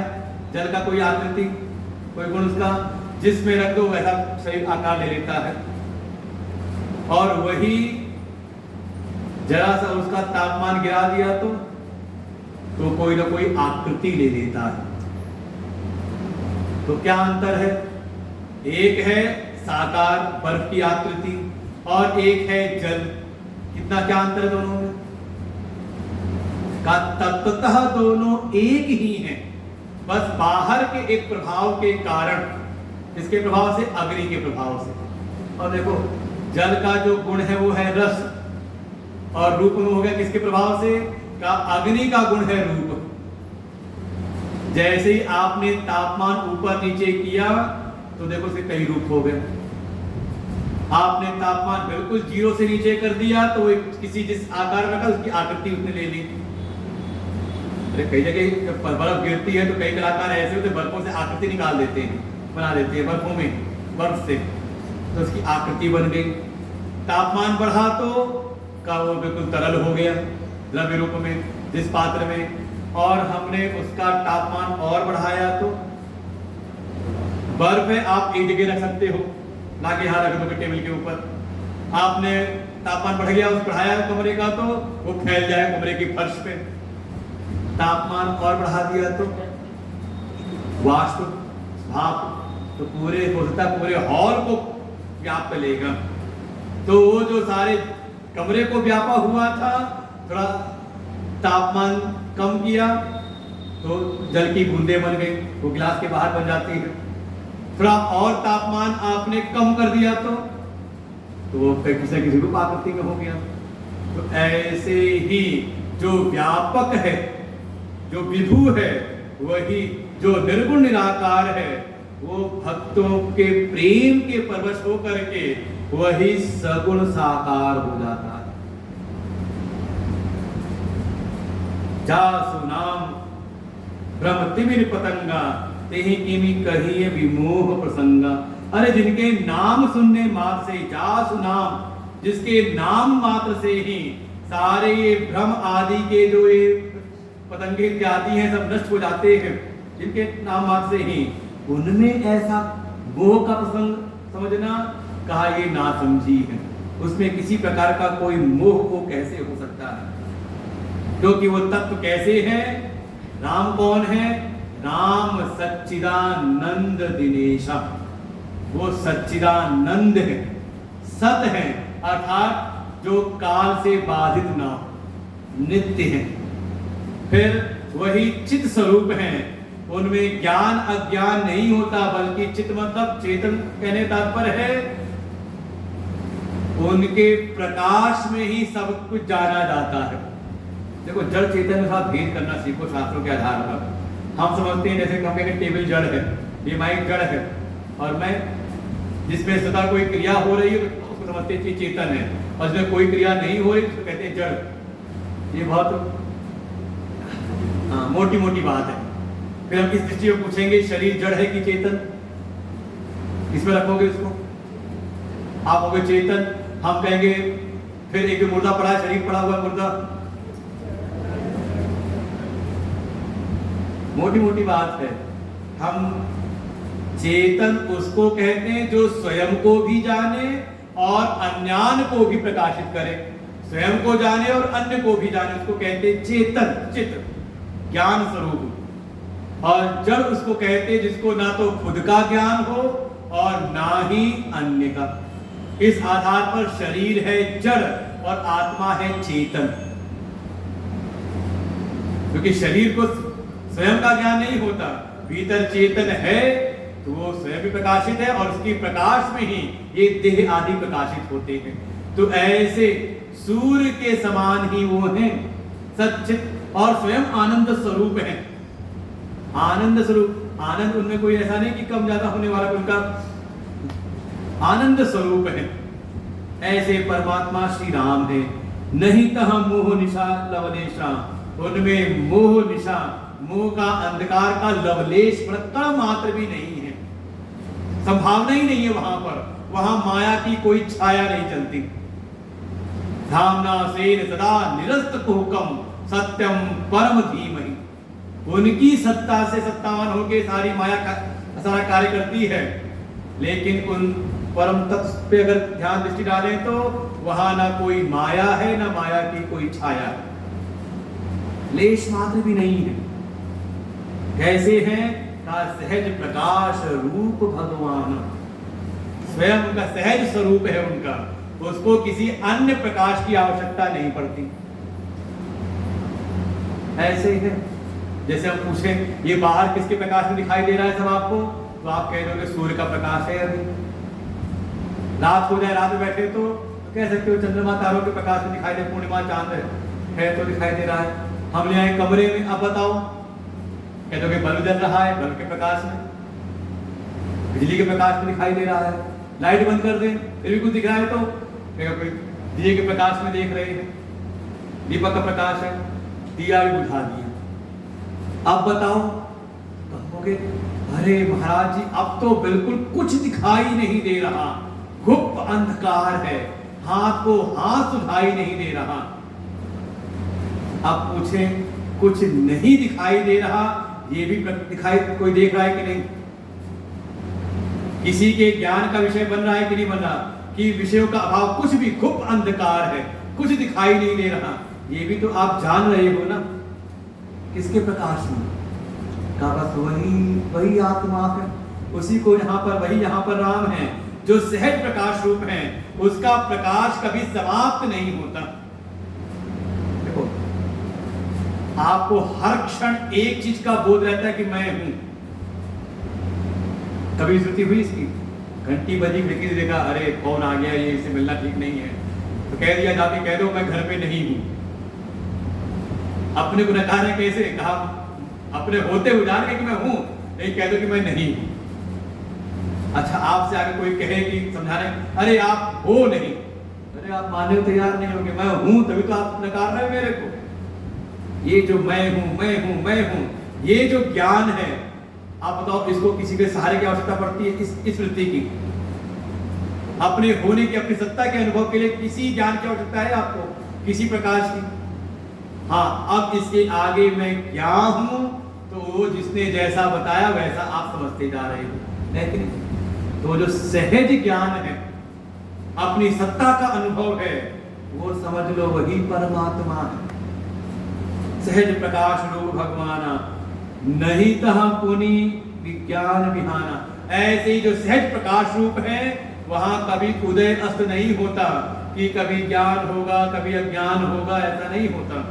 और यही चीज आपके साथ में भी है। कोई संत आपको आपके स्वरूप का ज्ञान नहीं करा रहा, बल्कि आपके उस स्वरूप अनुभूति के ऊपर जो अज्ञान का आवरण पड़ा हुआ है, उस अज्ञान को हटा रहा है। और जैसे ही वो मोह अज्ञान का पर्दा हटा, वो सारे आवरण पर्दे हटे, आपका जो सहज स्वरूप है वो प्रकाशित होने लगता है। बिल्कुल उसकी अनुभूति होती है, ऐसे है। और ये जितना कुछ दिखाई दे रहा है विकार, हर्ष कभी बहुत प्रसन्नता है, विषाद कभी बहुत शोक सा है, ज्ञान अज्ञान कभी समझ आ रहा है कभी नहीं समझ में आ रहा है, ये परमात्मा में नहीं है गुण धर्म। किसके है धर्म? ये जीव के धर्म है, जो अहमता ममता से युक्त है, जिसमें मैं मेरे की भावना है। जीव धर्म अहमिति अभिमाना, जो ये जो शरीर आदि से अहमता बना लेता है और बाहर के पदार्थों से ममता बना लेता है। ये हर्ष विषाद, कुछ मिल गया तो हर्षित हो गया, कुछ छूट गया तो विषाद से युक्त हो गया, कभी समझ में आया तो ज्ञानी हो गया, नहीं समझ में आया तो मूढ़ जैसा हो गया। कौन है ये माया उपाधि, अविद्या की उपाधि से बना जो जीव है, उसमें ये सब होता है। जो शुद्ध परमात्मा जो राम है, उनमें ये सब कुछ नहीं होता। राम ब्रह्म है, व्यापक है, जग जाना, सारा जगत उसको जानता है, इसका सर्वज्ञ रूप में सर्वव्यापक रूप में विद्यमान है। वही परम आनंद स्वरूप है, परेश पुराण, वही परमेश्वर है, सबके नियंता है, अधिष्ठानत्व के नियंता है, और वही पुराण पुरुष है, सबसे पुराने वही हैं। वो हैं तो सब उनके ऊपर आ रहे हैं जा रहे हैं। मतलब आपकी जो सत्ता है, वो सत्ता पर ही जाने कितने बार कर्ता भोक्ता का मान अभिमान जीव, और कितने शरीर आपके मिले गए सब। जैसे होता है ना कि मैं ही कभी बालक था, कभी युवा हुआ, कभी वृद्ध हो रहा हूं, मैं मर भी जाऊंगा, कभी जाऊंगा स्वर्ग नरक। कौन? मैं। वो जो मैं है वो कभी ऐसा नहीं। देखो शरीर इत्यादि जो है वो कभी नहीं थे और फिर हो गए, लेकिन आत्मा का पुराण पूरा कभी प्राचीन सबसे पहले वो था, उस पर ही सब कल्पित होते जा रहे हैं। पुरुष प्रसिद्ध प्रकाश निधि प्रकट परावरनाथ रघुकुल मणि मम स्वामी सोई कहीं शिव नायौ मात। वही परम पुरुष है, हृदय के भीतर समझ जो कह रहे हैं वही परम प्रसिद्ध हैं, वो साक्षात प्रकाश स्वरूप हैं, वही समझ लोग प्रकट हो जाते हैं। और वही पर और अवर सबके स्वामी वही हैं, जीव जगत सबके स्वामी वही है।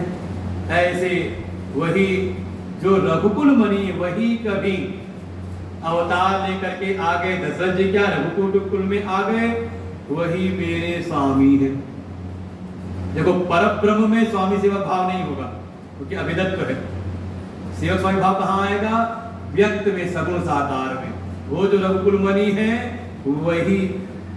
वही मेरे स्वामी है, सोई ये वही है, सोई कहीं। ऐसा उनको कह करके भगवान शिव ने उनको प्रणाम किया, अपनी मस्तक को झुकाया उनके चरणों में। ऐसा बिल्कुल स्पष्ट उपदेश कर दिया कि ये जो मन के भीतर है कि राम कौन है। वो जो दशरथ के पुत्र हैं, अयोध्या के में जो आए, वो कोई और किस कारण से? क्योंकि वो हमें विकार से युक्त दिखाई देते हैं, और जो ब्रह्म है वो निर्विकार है। तो मन में संशय था कि ये विकारी अलग और वो निर्विकार अलग, तो भगवान कह रहे ये भ्रम करना नहीं चाहिए। वो जो निर्विकार पर ब्रह्म है, वही भक्तों को पर कृपा करने के लिए उस माया को स्वीकार करके वो सारी लीलाएं करते हैं। और ऐसी खुद भी समझ लो कि मैं ही जो एक समय अज्ञान की अवस्था में अपने को जन्मने मरने वाला, अपने को विकारी समझ रहा हूं, वास्तव में मैं ही निर्विकार वो परम तत्व आत्मा हूं, ब्रह्म हूं। ये सारे विकार मुझ में ये माया कृत है, उपाधि कृत है, उपाधियों में विकार है। मुझ में शरीर में विकार आते हैं, लेकिन जो आत्मा है वो शरीर से परे है। स्थूल सूक्ष्म दोनों शरीरों से, पर और अवर दोनों शरीरों से कहा वो परे है, अलग है उससे। ऐसा अपनी आत्मा को जान करके उसकी शरण में रहो, सारे शोकों की चिंता ही नहीं रही। फिर तो आज हम लोग यहीं पर आओ, एक था ना क्या पंचम अध्याय का, तो क्या पसंद चल रहा है कुछ? पंचम अध्याय का मुख्य रूप से प्रारंभ हुआ है।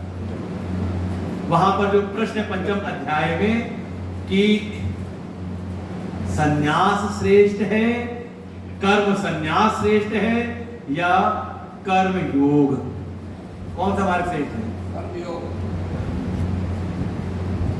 अब पंचम अध्याय पूरा पढ़ना फिर बताना, वहां बात आएगी जो मुख्य चीज है। और एक चीज और समझने की बात है, जो संन्यास है एक प्रकार से वो लक्ष्य है, जो पूर्ण संन्यास की बात है, और वो संन्यास पूर्ण रूप से घटता है आत्मा में।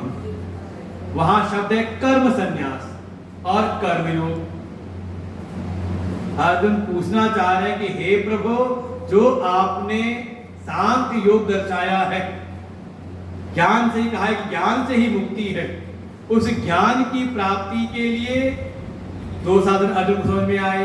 एक तो है कर्म योग में रह करके साधना करते हुए आगे बढ़े, जो भी अपने कर्तव्य कर्म है उनको योग बुद्धि से करते हुए आगे बढ़े। और एक साधन ये है कि जो ये लौकिक शास्त्रीय कर्म है इनका कर दे त्याग, और त्याग करके पूरा समर्पित होकर के उस ज्ञान की प्राप्ति करने लगे। ये है प्रश्न। ये दो प्रकार की विधा दिखाई देती है। एक है कि अभी अपने घर गृहस्थी परिवार प्रवृत्ति में रहते हुए योग बुद्धि से अपने कर्म समर्पित निष्काम भाव से कर्म करते हुए आगे बढ़ रहे हैं, और वहीं पर एक स्थिति दिखाई देती है अभी ज्ञान हुआ नहीं, लेकिन ज्ञान के लिए ही उसे कहते हैं विदिशा संन्यास, ज्ञान की प्राप्ति के लिए संन्यास्त हो जाते हैं। जैसे एक बच्चा घर में रह करके तैयारी कर रहा है और एक बच्चा घर बार छोड़ के चला जाता है हॉस्टल में, वहां रह के तैयारी कर रहा है। कौन सा अच्छा है? एक घर में बैठ के अपने घर के परिवार में रह के तैयारी कर रहा है, और एक घर छोड़ के चला गया हॉस्टल, एक कमरा ले लिया, टिफिन खा करके डिब्बे का भोजन खा के तैयारी कर रहा है। कौन सा श्रेष्ठ है? ये उसकी सामर्थ्य पर निर्भर करता है। अगर कोई घर में रहते हुए उसकी सामर्थ्य है, वो कंपनी को बीट कर ले तो वो श्रेष्ठ है। और कोई अगर घर से बाहर रह करके नहीं घर में एकाग्रता बन पा रही, तो घर से बाहर होकर के उस व्यवस्थाओं से अलग हट करके, तो यही है। एक है कि अपने उन व्यवहारिक जगत में रहते हुए कर्म का साधन बना करके अपने कर्तव्य कर्मों को योग बुद्धि से करते हुए आगे जा रहा है वो, और दूसरा कि जो अपने उस समाज को छोड़ करके अपने कर्तव्य कर्मों का विधि पूर्वक परंपरा के अनुसार शास्त्र अनुसार न्यास करके जो आगे जा रहा है, दोनों में कौन श्रेष्ठ है? तो दोनों को ही आगे आप सुनेंगे, भगवान कहेंगे दोनों में दोनों ही श्रेष्ठ हैं, दोनों ही लक्ष्य की प्राप्ति कराने वाले हैं। बस स्थिति ऐसी आती है एक जगह पर कि अगर किसी में योग की साधना अगर परिपुष्ट नहीं हुई है, संन्यासस्तु दुखम करके आएगा वहां पे, संन्यासस्तु अयोग्यता ऐसे शब्द आएगा उसमें, संन्यासस्तु महाबाहो दुखम आप्तुम अयोग्यता। हाँ, ये श्लोक है कि एक संभावना ये बनती है कि अगर अभी कर्म योग की साधना परिपुष्ट नहीं हुई है, योग की साधना पूरी हुई नहीं और उसने ले लिया संन्यास, तो हो सकता है उसको ज्यादा कष्टकारी हो। अगर संसार की ममता अभिमानता को लेकर के अगर संन्यास में गया हुआ है तो उसको थोड़ा ज्यादा कष्टकारी होता है, कई बार वहां से पतन होने की संभावना भी रहती है। इसलिए भगवान कह रहे हैं क्रमशः चलो, पहले जिस सीढ़ी पर हो,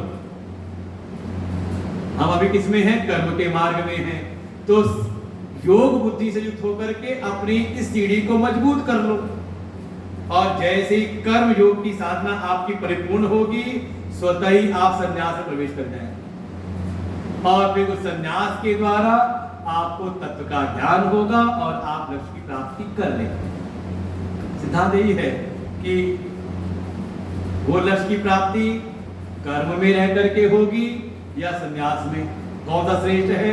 तो इसमें श्रेष्ठता निकृष्टता की बात नहीं है, पात्रता की बात है। सामने वाले की पात्रता कैसी है? अगर अभी उसमें पात्रता है नहीं और बरात संन्यास ले ले तो वहां पे कष्ट ज्यादा होगा। कई बार हो सकता है कि माथा पीटे कि क्या मैंने कर लिया, क्यों आ गया मैं संन्यास लेने के लिए। कई बार आदमी आके ऐसा भी कहता है, अरे इससे भले तो वहीं पर थे, और कई बार वापस आ जाते हैं। और इसलिए आप इसमें नीचे ऊपर कह भी सकते हैं, क्योंकि देखिए परंपरा में 4 आश्रम की व्यवस्था है, तो जो संन्यास है वो सबसे ऊपर की कक्षा है। ब्रह्मचर्य, गृहस्थ, वानप्रस्थ और संन्यास। तो क्लास में देखें तो ऊपर की क्लास है, तो आप ये नहीं कहते कि खराब है, निकृष्ट है। ऐसा ही हुआ, एक जगह कहीं था, कोई ऐसा गांव पश्चिम की तरफ का, की तरफ का था कोई गांव, वहां बड़ा सबके रहते ऐसे रहते थे, कोई सन्यासी देख ले तो फूटी आग नहीं पाते थे। कोई महात्मा पकड़ में आ जाए उसकी तो फिर ऐसी की तैसी। संजोग ऐसे अपने समय के महापुरुष उड़िया बाबा जी महाराज, वो गए अपनी मंडली के साथ भ्रमण करते चलते थे, और कहाँ करते थे तो काफी उनका भ्रमण होता था। भ्रमण करते गए, संजोग से उसी गांव में प्रवेश कर गए। अब तो गांव वालों देखा, अच्छा आज ये बाबा आया है, अब इसकी अकल ठिकाने लगाते हैं। सीधा पहला ही वो यक्ष प्रश्न डाला उनके सामने, ये बताओ बाबा, पहले तो ये बताओ कि गृहस्थी बड़े कि सन्यासी? बाबा ने तुरंत उत्तर दिया, अरे बड़े तो गृहस्थी होते हैं। देखो, चारों आश्रम में गृहस्थ आश्रम श्रेष्ठ है। क्यों? क्योंकि बाकी के जो 3 आश्रम वासी हैं वो गृहस्थ पर आश्रित रहते हैं। ब्रह्मचारी को भिक्षा कहां से मिलेगी? गृहस्थ से। कोई वानप्रस्थ सन्यासी, इसको भिक्षा कहां से मिलेगी? गृहस्थ से। तो श्रेष्ठ तो बड़े तो गृहस्थी ही है। अरे निरुत्तर हो गए सबके सब, बड़े खुश हुए, ये बाबा अच्छा आया है। बैठाया, उनको लाए, बढ़िया चौक बैठक को स्थान दिया, उनकी खूब सेवा करने लगे, सत्संग चलने लगा, भजन कीर्तन सत्संग होने लगा। सत्संग करते करते बीते 15-20 दिन। एक दिन फिर बाबा जी ने मन से पूछा, सब बताते हुए पूछा, भैया ये बताओ तुम सब कि इस जगत में कौन श्रेष्ठ है, गृहस्थी या सन्यासी? तो सामने से आवाज आई, अरे महाराज, आप सब सन्यासी ना होते तो जल जाता संसार। किसने कहा? जो पहले पूछ रहे थे कौन श्रेष्ठ। वास्तव में सब पात्रता पे है। इसे देखो, 5 दिन लगे पात्रता बताने में, कहां कहां त्रुटि, कैसे हमें साधना करनी है। संन्यास केवल बाहर के विषयों का ही नहीं है, आपकी अपनी ये जो मति है इससे संन्यास हुए कि नहीं, मन की वासनाओं से, अपने मन के आग्रहों से संन्यास हुए कि नहीं, ये भी करना पड़ता है। ये नहीं हुआ तो खटखट खटखट खटपट चलती रहती है वहां बहुत समय तक। देखें, तार ढीले जुड़े हो तो चिंगारी देते हैं, पक्के तौर पे अच्छे से जुड़ाव होना चाहिए। सब ठीक है। जैसा 5वां अध्याय है गीता जी का, कहीं बैठेंगे चर्चा आराम से करेंगे उस पर। आज यहीं पर विश्राम देते हैं, समय भी काफी हो गया है, 15 मिनट। ओम पूर्णमदः पूर्णमिदं पूर्णात् पूर्णमुदच्यते पूर्णस्य पूर्णमादाय पूर्णमेवावशिष्यते।